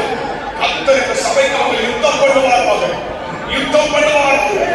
ஹல்லேலூயா. பொறாமையின் ஆவிகள், எரிச்சலின் ஆவிகள், கண்கள் இயேசுவின் நாமத்தில் நிர்மூலமாவதாக.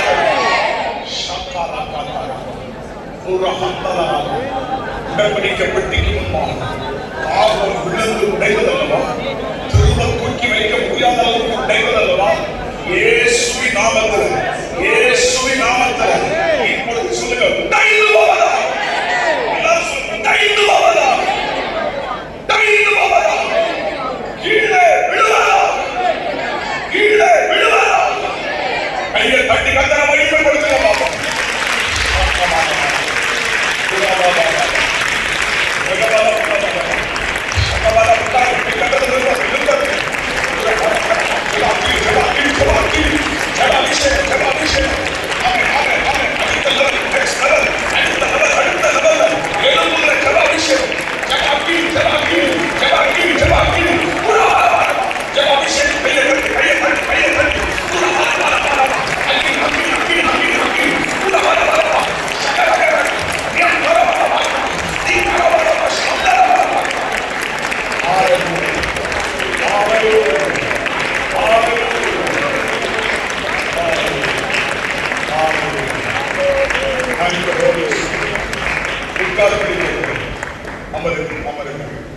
Hallelujah.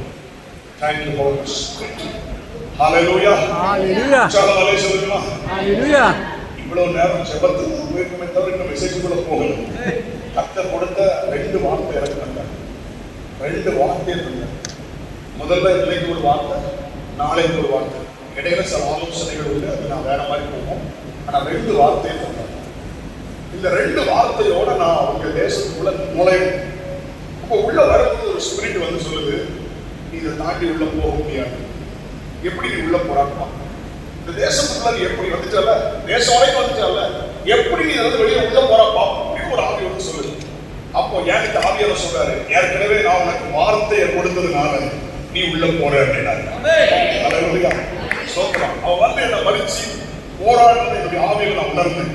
ஆனா என்கிட்ட ஆண்டவர் வார்த்தையை கொடுத்தாரு பாத்தீங்களா, ஆண்டவர் சொன்னார், உனக்கு நம்ம வார்த்தை கொடுத்ததுனால நான் உன்னை உள்ள கொண்டு போறேன். ஆமென். அதே மாதிரி எல்லா தடையும் நீக்கி கர்த்தரை கொண்டு வருகிறார். தேவனுக்கு மகிமை உண்டாவதாக. எங்க பலத்துல நாங்க வந்து நிக்கல, எங்களுக்கு தெரியும் 100% எங்களை கொண்டு வந்தவர் தேவன். 3 பேரும் நாங்க வந்திருக்கிறோம்னா கர்த்தர் இந்த சபையில ஏதோ ஒன்றை செய்ய போறார். ஹல்லேலூயா. 3 பட்டயம், ஒன்னு எலிசாவுடைய பட்டயம், ஆசையர் பட்டயம், ஆமென் ஸ்தோத்திரம், அடுத்தது இரும்பு பட்டயம். இந்த 3 பட்டயத்துல ஒரு பட்டயத்துல சத்துரு விழுந்துரும். அவன் இந்த 3 பட்டயத்தையும் ஆசனா 3 பேர் அபிஷேகம் பண்ணு. இந்த 3 பேருக்கு பட்டயத்துல ஏதாவது ஒரு பட்டயத்துல விழுந்துரும். அவங்க 3 பேரை கர்த்தர் கொண்டு வந்திருக்கிறார். இந்த 3 பேருக்கு பட்டயம் இருக்குது. எங்க 3 பேர் பட்டயத்துல ஏதோ ஒண்ணு நாங்க போட்டு தள்ளிடுவோம். அந்த தப்பு அங்க அடிவாங்க, அங்க தப்பு அங்க அடிவாங்க. இந்த 3 பட்டயத்துல ஒரு பட்டயத்துல விழுந்துருவேன். சத்துரு நல்லவன் விழுந்துருவேன். அவன் ஹல்லேலூயா. முப்பரி நூல் என்ன செய்யாது, வராது. நாங்க 3 பேரும் வந்தது ஒரு பெரிய ஆசீர்வாதம் தான். இப்படி வாய்ப்பு இதுவரைக்கும் எந்த சபைக்கும் கிடையாது. ஆமா, ஒண்ணு பாஸ் ஸ்டாண்டிங் போவேன், இல்ல பாஸ் சான்ஸ் போவேன், இல்ல தனியா போவேன். நாங்க 3 பேரும் சேர்ந்து போறது முகாமுக்கு மட்டும்தான். இதான் ஃபர்ஸ்ட். நாங்க 3 பேரும் சேர்ந்து சபைக்கு போறோம். ஹல்லேலூயா. நிச்சயமா உங்க சபைக்கு இந்த தேசத்துல ஏதோ ஒரு பெரிய திட்டம் இருக்கு. நிச்சயமா கர்த்தர் உங்களை எழுப்புவார். நிச்சயமா உங்களை ஆசீர்வதிப்பார். நீங்கள் சுத்தப்படுவீர்கள். நிச்சயம் நடக்கும். கர்த்தர் கொடுத்த அந்த வார்த்தையை நான் சொல்றேன். எரேமியா தீர்க்கதரிசன புத்தகம் எடுத்துக்கொள்ளுங்க. எரேமியா தீர்க்கதரிசன புத்தகத்தை எடுத்துக்கொள்ளுங்க. கர்த்தர் உங்க சபைக்கு கொடுத்த முதல் வார்த்தை, அதை நான் இன்னைக்கு பிரசங்கிக்கிறேன். கொஞ்ச நேரம் தான் இருக்குது. இந்த கொஞ்ச நேரத்துல உங்களுக்கு நான் சொல்லி திருமண ஜெபத்தை நடத்துறேன். ஓகே? எரேமியா 31:4. எரேமியா 31:4. எடுத்த ஒருவர் சத்தமா வாசிக்கலாம். எரேமியா 31:4. எடுத்தவங்க வாசிக்கலாம். என்னாச்சு? மைக்ல வாசிக்கலாமா? இஸ்ரவேல் என்னும் கன்னிகையே, இஸ்ரவேல் என்னும் கன்னிகையே, மறுபடியும் உன்னை கட்டுவிப்பேன். மறுபடியும் உன்னை கட்டுவிப்பேன். நீ கட்டப்படுவாய். நீ கட்டப்படுவாய். மறுபடியும் போதும். வார்த்தை என்ன தெரியுமா? உன்னை கட்டுவிப்பேன், நீ கட்டப்படுவாய். உன்னை கட்டுவிப்பேன், நீ கட்டப்படுவாய். உன்னை கட்டுவிப்பேன், நீ கட்டப்படுவாய். உன்னை கட்டுவிப்பேன், நீ கட்டப்படுவாய். உன்னை கட்டுவிப்பேன், நீ கட்டப்படுவாய். கையை தட்டி கர்த்தரை மகிமைப்படுத்தும். ஹல்லேலூயா.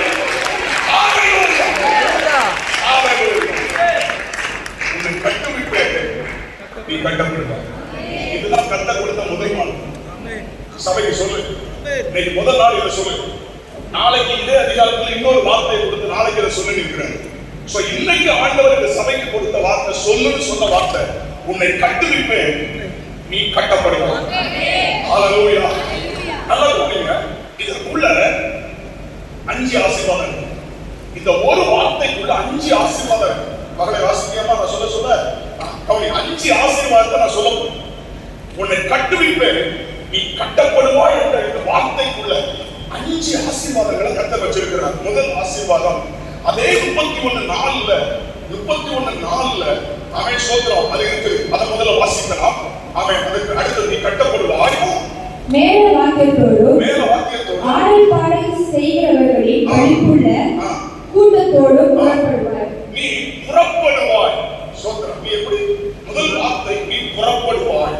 சொல்றான், மகிழ்ச்சியோடு கூட, ஆரவாரத்தோட, மேளதாளத்தோடு கூட ஒரு கூட்ட ஜனங்கள் புறப்பட்டு சபையை நோக்கி வருவார்கள். ஹல்லேலூயா. மகிழ்ச்சியோடு வருவார்கள், புறப்பட்டு வருவார்கள். 5வது வசனம். மறுபடியும் சமாரியாவின் மலைகளிலே திராட்சை தோட்டங்களை நாட்டுவாய். நாட்டுகிறவர்கள் அவைகளை நாட்டி அதன் பலனை அனுபவிப்பார்கள். அனுபவிப்பார். முதலாவது புறப்படுவாய், இரண்டாவது அனுபவிப்பாய். இதுவரைக்கும் நீ பிரயாசப்பட்டாய், ஓ பிரயாசத்தை யாரோ அனுபவித்தார்கள். ஆனால் இன்றைக்கு கர்த்தர் சொல்கிறார், ஓ பிரயாசத்துக்குரிய பலனை நீ அனுபவிக்கிற காலம் வந்துவிட்டது. அவன் சபையின் பிரயாசத்துக்குரிய பலனை நீங்கள் அனுபவிப்பீர்கள். மூன்றாவது 8வது வசனம், 31:8. இதோ நான் அவர்களை வடதேசத்திலிருந்து வரப்பண்ணி அவர்களை பூமியின் எல்லைகளிலிருந்து கூட்டிட்டு வருவேன். குருடரும் சப்பானிகளும் கர்ப்பவதிகளும் பிள்ளைத்தாட்சிகளும் கூட அவர்களில் இருப்பார்கள். மகா கூட்டமாய் இவ்விடத்திற்கு திரும்புவார்கள். புறப்படுவாய், அனுபவிப்பாய், திரும்புவாய். நாலாவது 31:11. கர்த்தர் யாக்கோபை மீட்டு அவனிலும் பலத்தவருடைய கைக்கு அவனை நீங்களாக்கி விடுவிக்கிறார். பலத்தவர்கள் கைக்கு கர்த்தர் நீங்களாக்கி விடுவிப்பார். ஐந்தாவது 31:13. அப்பொழுது கன்னிகைகளும் வாலிபரும் முதியோரோடும் கூட ஆனந்த களிப்பாய் மகிழுவார்கள். நான் அவர்களை துக்கத்தை சந்தோஷமாக மாற்றி அவர்களை தேற்றி அவர்கள் சஞ்சலம் நீங்க அவர்களை சந்தோஷப்படுத்துவேன். 5 வார்த்தைகள். உன்னை கட்டுவிப்பேன், நீ கட்டப்படுவாய். உன்னை நான் மறுபடியும் கட்டுவேன், நீ கட்டப்படுவாய். அப்படி கட்டப்படும் பொழுது மேலமான தாளத்தோடு மகிழ்ச்சியோடு நீ புறப்படுவாய். இரண்டாவது, அவை உனக்குரிய பிரயாசத்துக்குரிய பலனை அனுபவிப்பாய். மூன்றாவது, வடதேசத்திலிருந்தும் சுற்றிலும் சிதறடிக்கப்பட்டவர்கள் மீண்டும் திரும்புவார்கள். நான்காவது, அவை உன்னை விட பலத்தவர்கள் கைக்கு உன்னை நான் விடுவிப்பேன். நான்காவது, இதுவரை நீ அனுபவித்திராத சந்தோஷத்தினால் உன்னை நிரப்புவேன். ஹல்லேலூயா. நீ கட்டப்படுவாய். உன்னை கட்டுவேன் சொல்ற வார்த்தை கூட இவ்வளவு ஆசீர்வாதம் வச்சிருக்கிறேன். உன்னை மறுபடியும் நான் கட்டுவேன், நீ உன்னை கட்டுவிப்பேன், நீ கட்டப்படுவாய். சபையே கவனிங்க, நம்ம திரும்ப எப்படி எழுப்புவோம்?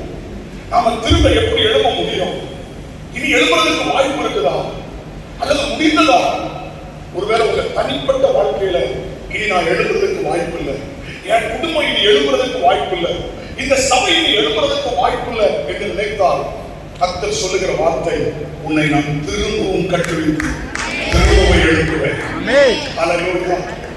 இதை நான் யோசிச்சுட்டு இருக்கும்போது, இந்த வாக்குத்தத்தத்தை நான் தியானிச்சுட்டு இருக்கும்போது என் உள்ளத்துல ஆண்டவர் ஒரு 10 வசனத்தை எசேக்கியேல் 37ஆம் அதிகாரத்துல முதல் 10 வசனத்தை நீ வாசி அப்படின்னா, எசேக்கியேல் 37 முதல் 10 வசனத்தை நீ வாசி என்று சொன்னாங்க. இந்த முதல் 10 வசனத்தை நான் வாசித்தேன். இப்ப நம்ம வாசிக்க கேட்க போகிறோம். எசேக்கியேல் 37 முதல் 10 வசனங்களை நீங்க கவனிக்க, வாசிக்க கேட்போம். கர்த்தருடைய கை என் மேல் அமர்ந்து கர்த்தர் என்னை ஆவிக்குள்ளாக்கி வெளியே கொண்டு போய் எலும்புகள் நிறைந்த ஒரு பள்ளத்தாக்கின் நடுவில் நிறுத்தி என்னை அவைகளின் அருகே சுற்றி நடக்க பண்ணினார். இதோ பள்ளத்தாக்கின் வெட்ட வெளியிலே அந்த எலும்புகள் மகா திரளாய் கிடந்தது. அவைகள் மிகவும் உலர்ந்ததுமாய் இருந்தது. அவர் என்னை நோக்கி, மனுபுத்திரனே, இந்த எலும்புகள் உயிரடையுமா என்று கேட்டார். அதற்கு நான், கர்த்தராகிய ஆண்டவரே, தேவரீர் அதை அறிவீர் என்றேன். அப்பொழுது அவர், நீ இந்த எலும்புகளை குறித்து தீர்க்க தரிசனம் உரைத்து அவைகளை பார்த்து சொல்ல வேண்டியது என்னவென்றால், உலர்ந்த எலும்புகளே, கர்த்தருடைய வார்த்தையை கேளுங்கள். கர்த்தராகிய ஆண்டவர் இந்த எலும்புகளை நோக்கி, இதோ நான் உங்களுக்கு ஆவியை பிரவேசிக்கப்படுவேன், அப்பொழுது உயிர் அடைவீர்கள். நான் உங்கள் மேல் நரம்புகளை சேர்த்து உங்கள் மேல் மாம்சத்தை உண்டாக்கி உங்களை தோளினால் மூடி அவைகளின் ஆவியை கட்டுவேன். அப்பொழுது நீங்கள் உயிர் அடைந்து நான் கர்த்தர் என்று அறிந்து கொள்வீர்கள் என்று உரைக்கிறார் என்று சொல் என்றார். எனக்கு கட்டளையிட்டபடியே நான் தீர்க்க தரிசனம் உரைத்தேன்.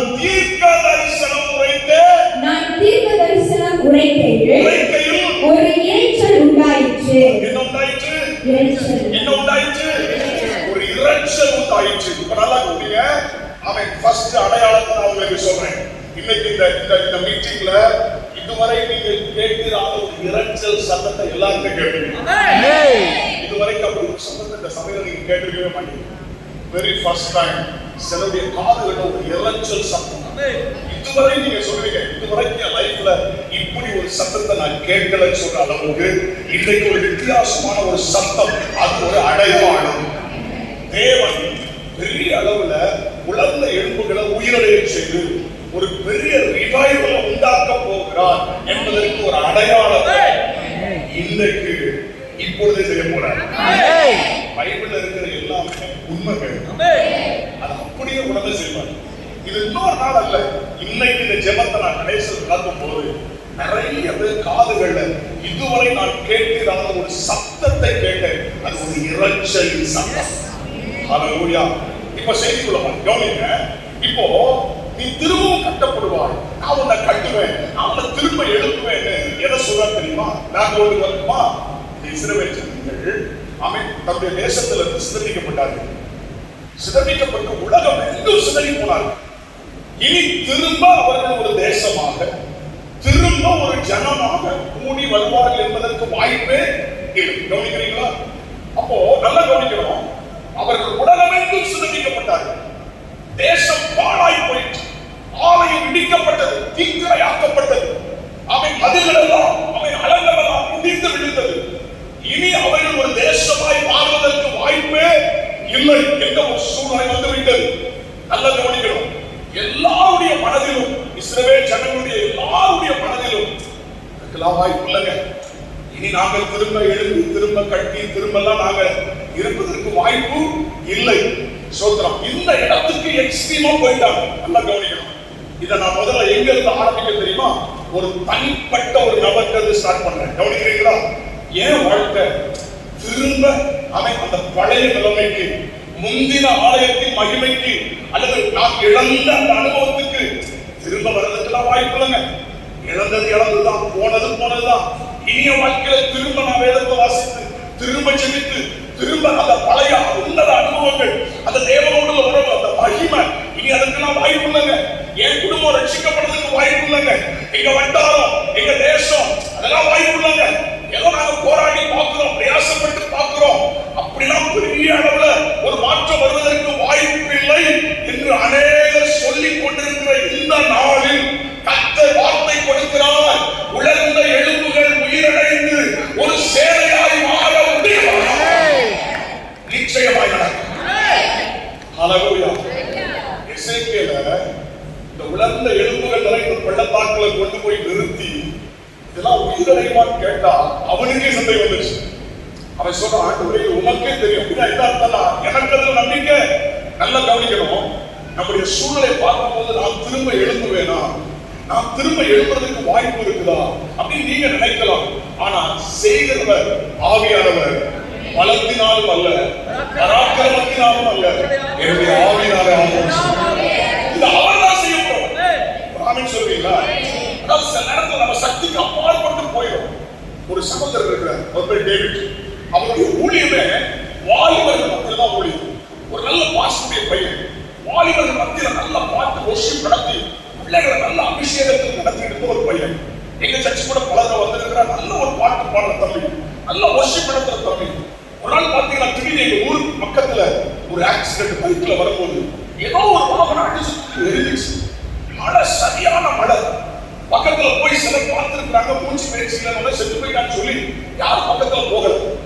ஆனா யாரும் தெரியல, யாரோ ஒருத்தர் அவனை தூக்கி வந்து ஆஸ்பத்திரியில எங்க ஊர்ல சேர்த்து போயிட்டாரு. நமக்கு பிரச்சனை வந்துடக்கூடாது. டாக்டர் பரிசோதித்து பார்த்தா எதுல அடிபட்டுன்னு தெரியல, ஆனா கொஞ்சோண்டு உயிர் இருக்கு. அவனுக்கு வயசு 27. அப்படின்னு சொல்ற இந்த சூழல்ல அவன் செல்போன் எடுத்து பார்த்தா அவங்க அண்ணன் பேர் இருக்கு, பாஸ்டர் அப்படின்னு அவங்க அண்ணன் பேர் இருக்கு. போன் பண்ணி யார் கேட்டா அது என் தம்பி, ஐயா உயிருக்கு போராடிட்டு இருக்கிறான் ஐயா. எனக்கு அவர் அங்கிருந்து போன் பண்ணிட்டார், பாஸ்டர் உங்க ஊர்ல ஹாஸ்பிட்டல்ல என் தம்பி உயிருக்கு போராடி இருக்கிறான், இமிடியேட்டா போய் காப்பாத்துங்க, நான் வந்துட்டு இருக்கேன் கேட்கிறான். நான் வேகமா ஹாஸ்பிட்டல் போனா டாக்டர் நர்ஸ் எல்லாம் அவரை சுத்தி இருந்து எங்க அடிபட்டுருக்குன்னு தேடுறாங்க, எங்க அடிபட்டுருக்குன்னு தெரியல. அப்போ நான் உள்ள போனோம்னா டாக்டர் முதல் கேள்வி கேட்டேன், டாக்டர் இவரை காப்பாற்ற முடியுமான்னு. அவர் சொன்னாரு, பாஸ்டர் எங்க அடிபட்டுருக்குன்னு தெரியாம இருக்கும்போது எப்படி காப்பாற்ற முடியும், நாங்க பாக்குறோம் எங்க அடிபட்டு தெரியல, ஆனா பரிசா இறங்கிட்டு இருக்குது, எல்லாமே இறங்கிட்டு இருக்கு, இன்னொரு 20 நிமிஷத்துல நம்ம மறித்து போவோம் அப்படின்ட்டாரு. அப்ப நான் சொன்னேன் அப்படியே கொடுங்கன்னு சொல்லி அந்த ஆக்சிஜன் அந்த டியூபோட அப்படியே ஒரு வண்டியில ஏற்றி அவன் தூத்துக்குடியில இருக்கிற ஒரு பெரிய ஹாஸ்பிட்டல் கொண்டு போனேன். கொண்டு போய் அந்த ஹாஸ்பிட்டல்ல சேர்த்தேன். அந்த டாக்டர் போய் சொன்னேன், ஒரு பாஸ்டர் ஒரு பையன் நல்ல ஒரு ஊழியக்காரன், இவனை எப்படியாவது காப்பாத்துங்கன்னு சொன்னேன். அவரும் ஃபுல்லா செக் பண்ணி பார்த்துட்டு எங்க அடிபட்டுருக்குன்னு தெரியல, இன்னும் 10 நிமிஷத்துல மறித்து போவான்னு சொல்லிட்டாரு. டாக்டர் போயிட்டாங்க, நர்ஸ் போயிட்டாங்க, எல்லாரும் போயிட்டாங்க. நான் மட்டும் பக்கத்தில் போயிட்டு அவன் உயிர் போய் கொண்டு இருக்கிறது, அப்படியே செத்த மாதிரி கிடக்கிறான். இந்த கொஞ்ச நேரத்துல இருதயம் நிற்க போகிறது. எனக்கு என்ன செய்ய தெரியல, அவனுக்கு எப்படி ஜெபிக்கணும்னு தெரியல. ஆனா எனக்குள்ள ஒரே ஒரு நம்பிக்கை வந்துச்சு, அவன் தேவனுடைய பிள்ளை, ரட்சிக்கப்பட்டவன், அவனுடைய ஊழியக்காரன், அவனை காப்பாற்றுங்கிற எண்ணம் மட்டும் இருந்துச்சு. அவன் காதுக்கு பக்கத்துல போய் சொன்ன, டேவிட் உனக்குள்ள அபிஷேகம் இருக்கு, உனக்குள்ள ஆவியானவர் இருக்கிறார், உனக்குள்ள அபிஷேகம் இருக்கு, உனக்குள்ள ஆவியானவர் இருக்கிறார். இந்த 2 வார்த்தையை திரும்ப உனக்குள்ள அபிஷேகம் இருக்கு, உனக்குள்ள ஆவியானவர் இருக்கிறார், டேவிட் உனக்குள்ள அபிஷேகம் இருக்கு. சத்தம் இல்லாம அந்த வார்ல மெதுவா அவன் காதுக்குள்ள சொல்ல அவன் உடம்பு மேல கையை வச்சு நான் சொல்றேன், உன் உடம்பு சூடாக ஆரம்பித்தது. ஹalleluya. அவன் பாடியில ஒரு சூடு வர ஆரம்பித்தது. அது வரைக்கும் குளிர்ந்திருந்த பாடி அவன் நெஞ்சில கை வைத்து அவன் காதுக்குள்ள சொல்ற, டேவிட் உனக்குள்ள ஆவியானவர் இருக்கிறார், உனக்குள்ள அபிஷேகம் இருக்கு, உனக்குள்ள ஆவியானவர் இருக்கிறார், உனக்குள்ள அபிஷேகம் இருக்குது. அவன் நெஞ்சில கை வைத்து சொல்லிட்டு இருக்கிறான். அவன் பாடி சூடாகுது. சூடாகி அப்படி தூக்கி ஒரு அடி டம்ளர் அடிச்சு வெளியிட்டான். ஹalleluya. எழுப்பி அதான் பாஸ்டர் நான் உயிரோட இருக்கேன் அப்படின்னு அவனை பிடிச்சி அவனை பெட்டோட படுக்க வைக்கிறதுக்கு நான் ரொம்ப கஷ்டப்பட்டேன். பதறி எழுப்புறான். டாக்டர் வந்தாங்க, நர்ஸ் வந்தாங்க, எல்லாரும் வந்து பார்த்துட்டு இவன் பிழைச்சது அபூர்வம்னு சொன்னாங்க. எனக்கு தெரியும் அவனுக்குள்ள இருக்கிற அந்த கொஞ்சம் பலன் ஹalleluya. உற்சாகத்தோட சொல்லிட்டான். அவன் உயிரோடு இன்னைக்கு உயிரோட இருக்கிறான். போற இடமெல்லாம் எனக்கு என்ன பேர் வச்சிருக்கா, நல்ல சமாரியன் வச்சிருக்கான். சாட்சி சொல்லுவான், நல்ல சமாரியன் வந்திருக்காரு, என்னை காப்பாத்துறாரு. நான் நிறைய இடத்துல நான் போக சொல்லுவான், உங்களுக்கு நல்ல சமாரியன் சொல்லி ஒருத்தர் சொல்லிட்டாரு. சரி நல்லது சொன்னா சரிதான், கர்த்தருக்கு ஸ்தோத்திரம், அல்லேலூயா. ஒரு உதாரணம் சொல்றேன். இப்ப நம்ம வீட்டுல ஒரு கார் இருக்குது. அந்த கார் பேட்டரி சார்ஜ் இறங்கிச்சு வச்சுக்கோங்களேன், கொஞ்சோண்டு சார்ஜ் இருந்தா கூட இன்னொரு பேட்டரி வச்சு அடிச்சு ஸ்டார்ட் பண்ணிடலாம், அப்படிதானே? ஆனா கம்ப்ளீட்டா சார்ஜ் இல்லைன்னா கலத்தி கொண்டு போய் தான் சார்ஜ் பண்ணலாம். உங்களுக்குள்ள கொஞ்சோண்டு எரிந்து கொண்டிருந்தாலும், கொஞ்சோண்டு அந்த திறன் இருந்தாலும், இன்னைக்கு நான் சொல்றேன் எரிய வச்சிடலாம். இன்னைக்கு எரிய வச்சிடலாம்னு சொல்றேன். கம்ப்ளீட்டா சார்ஜ் இல்லைன்னா தான் ஒண்ணு செய்ய முடியாது. அவன் நெறிந்த நாணலை முடியாது, மங்கி எரிகிற திரியை கொஞ்சோண்டு அபிஷேகம், கொஞ்சோண்டு விசுவாசம், கொஞ்சோண்டு திறன் இருந்தா போதுங்க, உங்களை தட்டி தூக்கி போனாங்க. ஹalleluya. ஏன்னா நாங்க ஃபுல் சார்ஜ்ல வந்திருக்கோம். ஆமென். உங்களுக்குள்ள கொஞ்சம் பலம் இருந்தாலும் உங்களை தட்டி தூக்குறதுக்கு எங்களுக்கு ஆண்டு பலனை கொடுத்திருக்காரு. அல்லேலூயா. ஸ்தோத்திரம். ஆனா கம்ப்ளீட்டா சார்ஜ் இல்லைன்னா கலத்தி கொண்டு போய் சார்ஜ் பண்ணணும். உங்களுக்கு தனியா உங்களை கூப்பிட்டு வச்சு சரி பண்ணி உங்களுக்கு வச்சு அதுக்கு தனி ட்ரீட்மெண்டே இருக்கு. அது வேற வாழ்க்கை. கர்த்தருக்கு ஸ்தோத்திரம். இப்போ நான் சொல்றேன், அவன் கொஞ்சோண்டு பலன் கூட ஒருவேளை இல்லைன்னா டோட்டலி போயிடுச்சு பாஸ்டர். இனி இந்த உலர்ந்து போன எலும்புகள் உயிரிழவதற்கு வாய்ப்பே இல்லை. இனி டோட்டல் நான் சொல்றேன், கொஞ்சோண்டு பலன் இருந்தால் கூட நான் தூக்கிட்டுலாம் சொல்ல பாருங்க. ஆனா இப்ப எசேக்கியேலை கொண்டு போய் நிறுத்திருக்கிற இடத்துல கொஞ்சம் பலன் கூட இல்லை, கொஞ்சம் பலன் கூட இல்லை. திரும்ப அதை எழுப்புறதுக்கு வாய்ப்பே இல்லை. அதனாலதான் சொல்றான், இது உயிரடைவான்னு கேட்ட பொழுது உமக்கே தெரியும் சொன்னான். அருமையான தேவனுடைய பிள்ளைகளை, ஆனால் அவன் நம்ம வாசிக்கிறோம், அது உயிரடைந்தது மட்டுமல்ல, அது ஒரு சேனையா எழுந்து. அல்லேலூயா. இந்த சபைய ஒரு சேனையாய் கர்த்தர் எழுப்புவார். ஆமென். அதற்கு 3 காரியங்கள் நடந்துச்சு.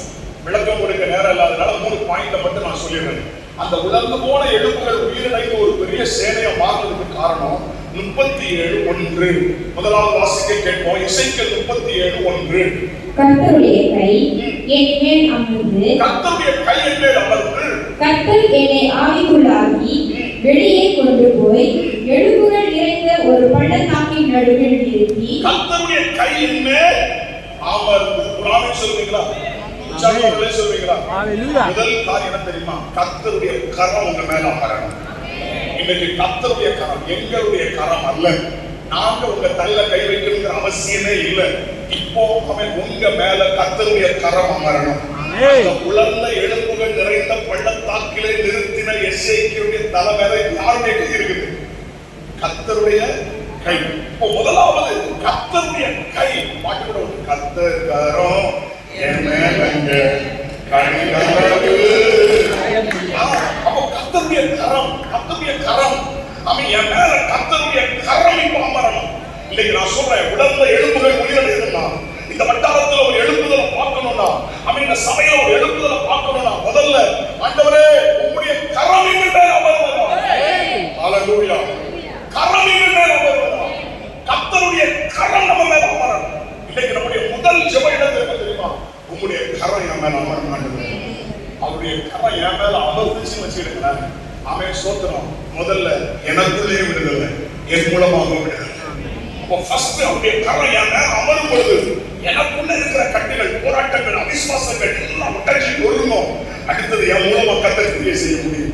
இரண்டாவது அவன் சோத்திரம் 37:2 சாமி எசேக்கியேல் 37:2 வாசிக்கும் போது என்னை அவைகளின் அருகே சுற்றி நடக்க பண்ணினார். இரண்டாவது அதன் அருகே சுற்றி நடக்க பண்ணினார். இதோ பள்ளத்தாக்கில் சுற்றி நடக்க பண்ணினார். இரண்டாவது விசுவாசத்துல செயல்பட வைக்கிறது. விசுவாசத்துல செயல்பட வைப்பது. முதலாவது கர்த்தருடைய கரம் என் மேல அமரணும்.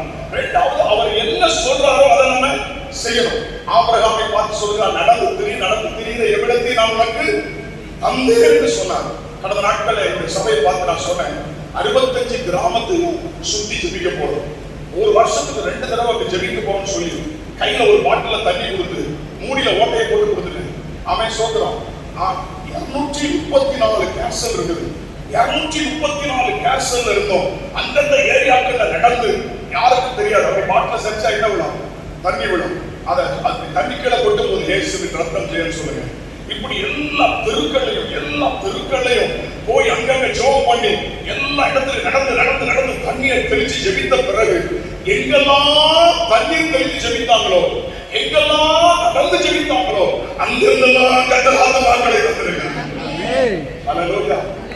நீங்க உங்க வட்டாரத்துல ஒரு எழுப்புதல் அசைவை பார்க்கணும்னா உங்க எல்லைகளுக்குள்ள நடந்து ஜெபிக்கணும். உங்க ஏரியாக்களுக்குள்ள நடந்து ஜெபிக்கணும். தண்ணீரை தெளித்து ஜெபிக்கணும். நாமே சொல்லுங்களேன், இது யாருக்கும் தெரியணுங்கிற அவசியம் இல்ல. நானும் என்னுடைய மனைவியும் 2 பேரும் சேர்ந்து கார் எடுத்துட்டு எங்க ஏரியாவை சுத்தி பல தடவை ஜெபிக்கணும். இது யாருக்கும் தெரியாது. நாங்க 2 பேர் மட்டும்தான் கார் எடுப்போம். 2 பேரும் போய் அந்த ஏரியாவை கிராமத்தை சுத்தி போய் ஒவ்வொரு ஏரியாவோட தண்ணியை தெளிச்சு நாங்க 2 பேருமே ஜெபிக்கணும். அவன் யாருக்கும் தெரியாது. சில நேரத்துல என் பிள்ளைகளை கூட்டு போயிருக்கிறேன். கடந்த நாட்கள் என்னுடைய மருமகளை கூட்டு போனேன். சோதர நாளைக்கு அடுத்த 2 மாசம் கழிச்சா என் பேரனையும் கூட்டு போகிறேன். இப்போ பேரை இல்லை. கர்த்தருக்கு சோத்திரம். கர்த்தர் நல்லவர். அப்போ அந்த விசுவாச கிரியை கர்த்தர் என்ன செய்கிறார்? கனப்படுத்துகிறார். அப்போ முதல்ல சொன்னேன், ஆண்டவரே உம்முடைய கரம் எங்க மேல அமரணும். இரண்டாவது விசுவாசத்துல கர்த்தர் என்ன செய்ய சொல்றாரோ என்ன செய்யணும்? நம்ம ஏரியாக்களை நடந்து ஜெபிக்கணும். சோதரம் அவன் நம்முடைய பிரயாசங்களுக்கு என்ன தருவாரா? பலன் தருவார்.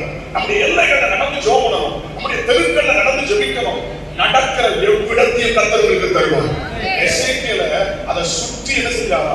அவன் எரிகோவை ஒரு நாளைக்கு ஒரு தடவை சுத்தணும். 7வது நாள் 7 தடவை சொன்னாரா? ஒரு நாளைக்கு ஒரு தடவை. 7வது நாள் 7 தடவை சுற்றி வந்த உடனே எரிகோ வந்து கீழே விழுந்திருப்பாரு. அல்லேலூயா. விசுவாசத்துல நம்ம எடுக்கிற ஒவ்வொரு முயற்சிகளை கர்த்தர் அங்கீகரிப்பார். அப்போ முதல்ல நம்ம ஜெபிக்கிற ஜெபம், ஆண்டவரே என் மேல உடைய கரம் அமரணும் ஆண்டவரே, இந்த சபை மேல உடைய கரம் அமரணும் ஆண்டவரே, இந்த இடத்துல உடைய கரம் அமரணும் ஆண்டவரே. பைபிள்ல எங்கெல்லாம் கர்த்தருடைய கரம் அமர்ந்ததோ அங்கெல்லாம் இயற்கைக்கு அப்பாற்பட்ட காரியங்கள் நடந்திருக்கிறது. அது விளக்கம் கொடுப்பதற்கு நேரம் இல்லை. இரண்டாவது விசுவாசத்துல நம்ம செயல்பட வேண்டிய 2வது காரியம் இருக்குது. 3வது ஒரு வார்த்தையை சொல்லி நம்ம ஜெபிக்க போறோம். 37:7 எசேக்கியேல் 37:7 வாசிக்கும் போது எனக்கு கட்டளையிட்டபடியே நான் தீர்க்க தரிசனம் உரை. ஒரு ராமன் சொல்லுவோமா? எனக்கு கட்டளையிட்டபடியே நான் என்ன செஞ்சேன்? பேசு. ஆண்டவருடைய வார்த்தையை பேசு. ஏன்னா தேவனுடைய வார்த்தையில சிருஷ்டிக்கிற வல்லமை உள்ளது. தேவனுடைய வார்த்தையில சிருஷ்டிக்கிற வல்லமை இருக்கு. ஒரு ஆயத்தை சொல்லுங்க. இப்போ கல்லறைக்கு முன்பாக, லாசருடைய கல்லறைக்கு முன்பாக இயேசு நின்று உரத்த சத்தமா வெளியே வா சொல்லியிருந்தா அந்த ஏரியாவில் அவ்வளவு வெளியே வந்திருப்பான். ஏற்கனவே செத்து அவ்வளவு செஞ்சிருப்பான். கல்லறைக்கு வந்து அவ்வளவு வந்திருப்பான். அதனாலதான் அவர் என்ன சொன்னாரு? லாசருவே வாங்கி.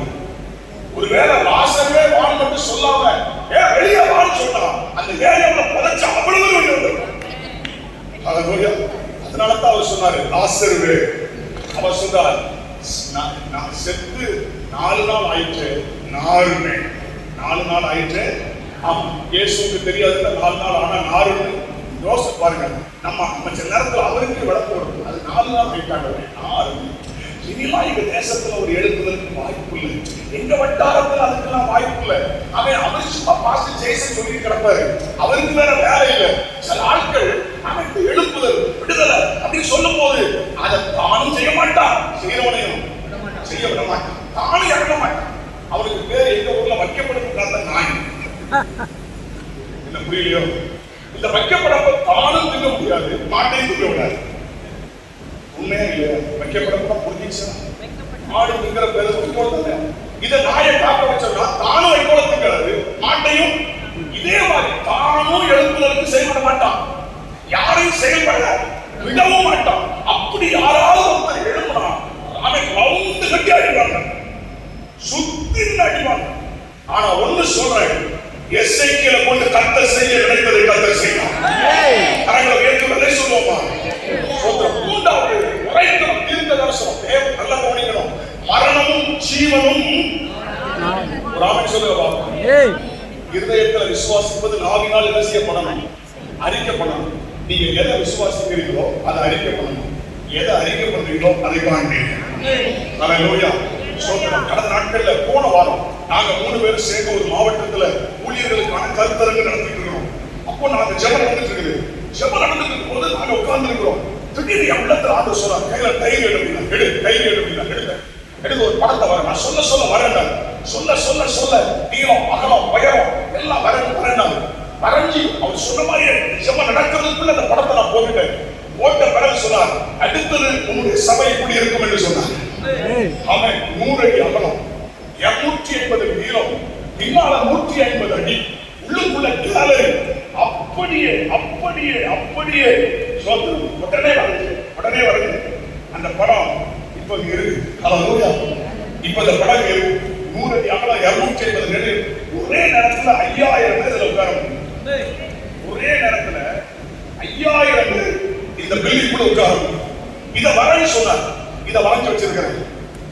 என்ன முட்டாள்தனமா தெரியும், மூடத்தனமா தெரியும். ஆனா ஒரு நாள் இது நடக்கும். ஹல்லேலூயா. இதே மாதிரிதான் ஒரு வீடு ஒண்ணு 20 வருஷமா வாடகை வீட்டுல தான் இருக்கு. வாடகை வீட்டுல ரொம்ப கஷ்டம். அப்போ ஒரு சொந்த வீடு இருந்தா நல்லா இருக்குமே நான் யோசிச்சேன். அப்போ ஒரு நாள் திடீர்னு அதிகாலை ஜெபத்துல ஆண்டவர் கையில எடுத்தார். எடுத்தேன். சரி, பேப்பர் எடுத்தேன். அந்த பேப்பர்ல நான் சொன்ன மாதிரி படத்தை போடுவேன். இதான் ஃபர்ஸ்ட் ரூம், இதான் செகண்ட் ரூம், தேர்ட் ரூம், இது கிச்சன், இது பெட்ரூம், 2 பெட்ரூம் போடுனார். அவர் சொல்ல ஒரு படத்தை வரைஞ்சி பைபிள்ல வச்சேன். நான் நினைச்சேன் படத்தை தந்த உடனே வீட்டை தந்துருவாரு அப்படின்னு நான் நினைச்சேன். 5 வருஷமா தரல. படத்தை தந்தவர் வீட்டை என்ன செய்யல. நான் என் மனைவிட்ட சொல்றேன், என் பிள்ளைகிட்ட சொல்றேன், எல்லாத்தையும் சொல்றேன். ஆண்டவர் என்ன வந்துட்டாரு, வீடு வந்துட்டாரு, பாரு வரைபடம் வந்துருக்கிறாரு. நாமே சொல்றோம். ஆனா 5 வருஷமா தரல. ஆனா 5 வருஷம் ஆண்டவரே நீங்க தானே தந்தீங்க, சொல்லிட்டே இருந்தேன். நாமே சொல்றோம். ஆண்டவர் கிருபையால் ஒரு இடத்துல இருந்தார். எனக்கு அந்த ஆண்டவர் கிருபையா தந்தார். அந்த இடத்துல இன்ஜினியரை கூட்டு வந்து இந்த இடத்துல எப்படி வீடு கட்டணும்னு கேட்டேன். அவன் அப்படி அளந்து பார்த்து இப்படி பேச அவன் ஒரு வரைபடம் போட்டு கொடுத்தான். அந்த வரைபடமும் தேவன் எனக்கு கொடுத்த வரைபடமும் ஒன்றாக இருக்கு. ஹல்லேலூயா. அந்த வரைபடத்தையும் அவன் சொல்றேன், பைபிள் நான் இன்னும் வச்சிருக்கிறேன், இன்னைக்கும் நான் வச்சிருக்கிறேன். ஏன் வச்சிருக்கிறேன்னு சொன்னா என்னைக்கும் என் விசுவாசம் தவறாம இருக்கணும். அந்த படத்தை நான் வரைஞ்ச படத்தை எப்பவும் என் கையில் நான் வச்சிருக்கிறேன். ஹல்லேலூயா. இதை போலவே ஒரு வீட்டை கட்டி முடிக்க கர்த்தர் கிருபை தந்தார். அவன் சொல்ற 5 வருஷம் தந்தாலும் சொல்றது போல கர்த்தர் தந்தார். அப்போ எதை விசுவாசிக்கிறோமோ கடந்து எதை விசுவாசிக்கிறோமோ அதை எதை விசுவாசிக்கிறோமோ அதை அறிக்கை பண்ணணும். எதை அறிக்கை பண்ணுகிறோமோ அதை சுதந்திரிப்போம். அல்லேலூயா. ஜெபமாலே சொல்றீங்களா? அப்ப இப்போ போன வாரம் ஆண்டவர் எனக்கு இந்த வரைபடத்தை தந்தார். இதுல ஒரே நேரத்துல 5000 பேர் உட்காரலாம். நான் உடனே இது சொன்ன ஒரு 3D படமா இதை ரெடி பண்ண சொல்லியிருக்கிறேன். சீக்கிரத்துல 3D படமா ரெடி ஆயிடும். என் சபைக்கு நான் இது போட்டு காமிப்பேன். ஆமென். அதை ஜெபிக்க வைப்பேன். ஆமென். கர்த்தருக்கு சித்தமானால் ஆமென் அந்த சபையில சீக்கிரத்துல கர்த்தரை ஆராதிக்க கர்த்தர் உதவி செய்வார். அல்லேலூயா. ஜெபமாலே சொல்லுவோமா? தாமதித்தாலும் காத்திரு. கர்த்தர் சொன்னது நிச்சயமா நடக்கும். கர்த்தர் காண்பித்தது நிச்சயமா நடக்கும். அதிக காலத்தில் நேர்த்தியாய் செய்கிறவர். ஹalleluya. ஹalleluya. அவருடைய நேரம் முந்தவும் செய்யாது, பின்னவும் செய்யாது, சரியாய் செய்வார். ஹalleluya. அவன் கர்த்தர் நல்லவர். ஆகவே நாம தேவன் சொல்ற வார்த்தையை விசுவாசித்து அதை அறிக்கை பண்ணணும், அதை பேசணும். அவன் சொல்ற வலையை பார்த்து என்ன செய்யணும்? பேசணும். பிரச்சனையை பார்த்து பேசணும். ஒரு ஆமென் சொல்லுங்க பாப்போம். நம்ம பேசும்போது அவன் செங்கடல் தேவனால பிளக்க முடியும். ஆனா மோசையின் கையை வச்சு கர்த்தர் பிளக்க பண்ணினான். அப்ப தேவனால எதையும் செய்ய முடியும்? நம்முடைய வார்த்தையை கொண்டுதான் கர்த்தர் செய்வார். அவரால் எதையும் செய்ய முடியும் உங்க வார்த்தையினால. உங்களுக்கு சொல்லட்டுமா? ஒரு நாளைக்கு 3 தடவை நான் விளக்க மாட்டேன்னு சொல்லுங்க. விளக்காம ஒரு நாளைக்கு 3 தடவை நான் உருப்பட மாட்டேன், நான் உருப்பட மாட்டேன், நான் உருப்பட மாட்டேன். ஒரு நாளைக்கு 3 தடவை சொல்றேன். 30 நாள் உருப்படாமே போயிடும். நான் நல்லா இருப்பேன், நான் ஆசீர்வாதமா இருப்பேன், நான் போயிருப்பேன், கர்த்தர் என்னை ஆசீர்வதிப்பார், கர்த்தர் என்னை உயர்த்துவார். திரும்ப திரும்ப சொல்லுங்க. நீங்க சொல்ற வார்த்தையின்படி ஆசீர்வதிக்கப்படுவீங்க. அப்ப அந்த வார்த்தைக்கு சிருஷ்டிக்கும் வல்லமை என்ன செய்யுது? சில கெட்டு போனதே வாயாளதாங்க. நான் விளங்க மாட்டேங்க. என் வீட்டுக்கு உட்படுறதுக்கு வாய்ப்பே இல்லை, பிள்ளைகளுக்கு சான்ஸே இல்லை. அப்படி சொல்லக்கூடாதுங்க. உங்க வாயின் வார்த்தையினால தான் உங்க எதிர்காலம். உங்க எதிர்காலமே வாயை பார்க்கலாம்.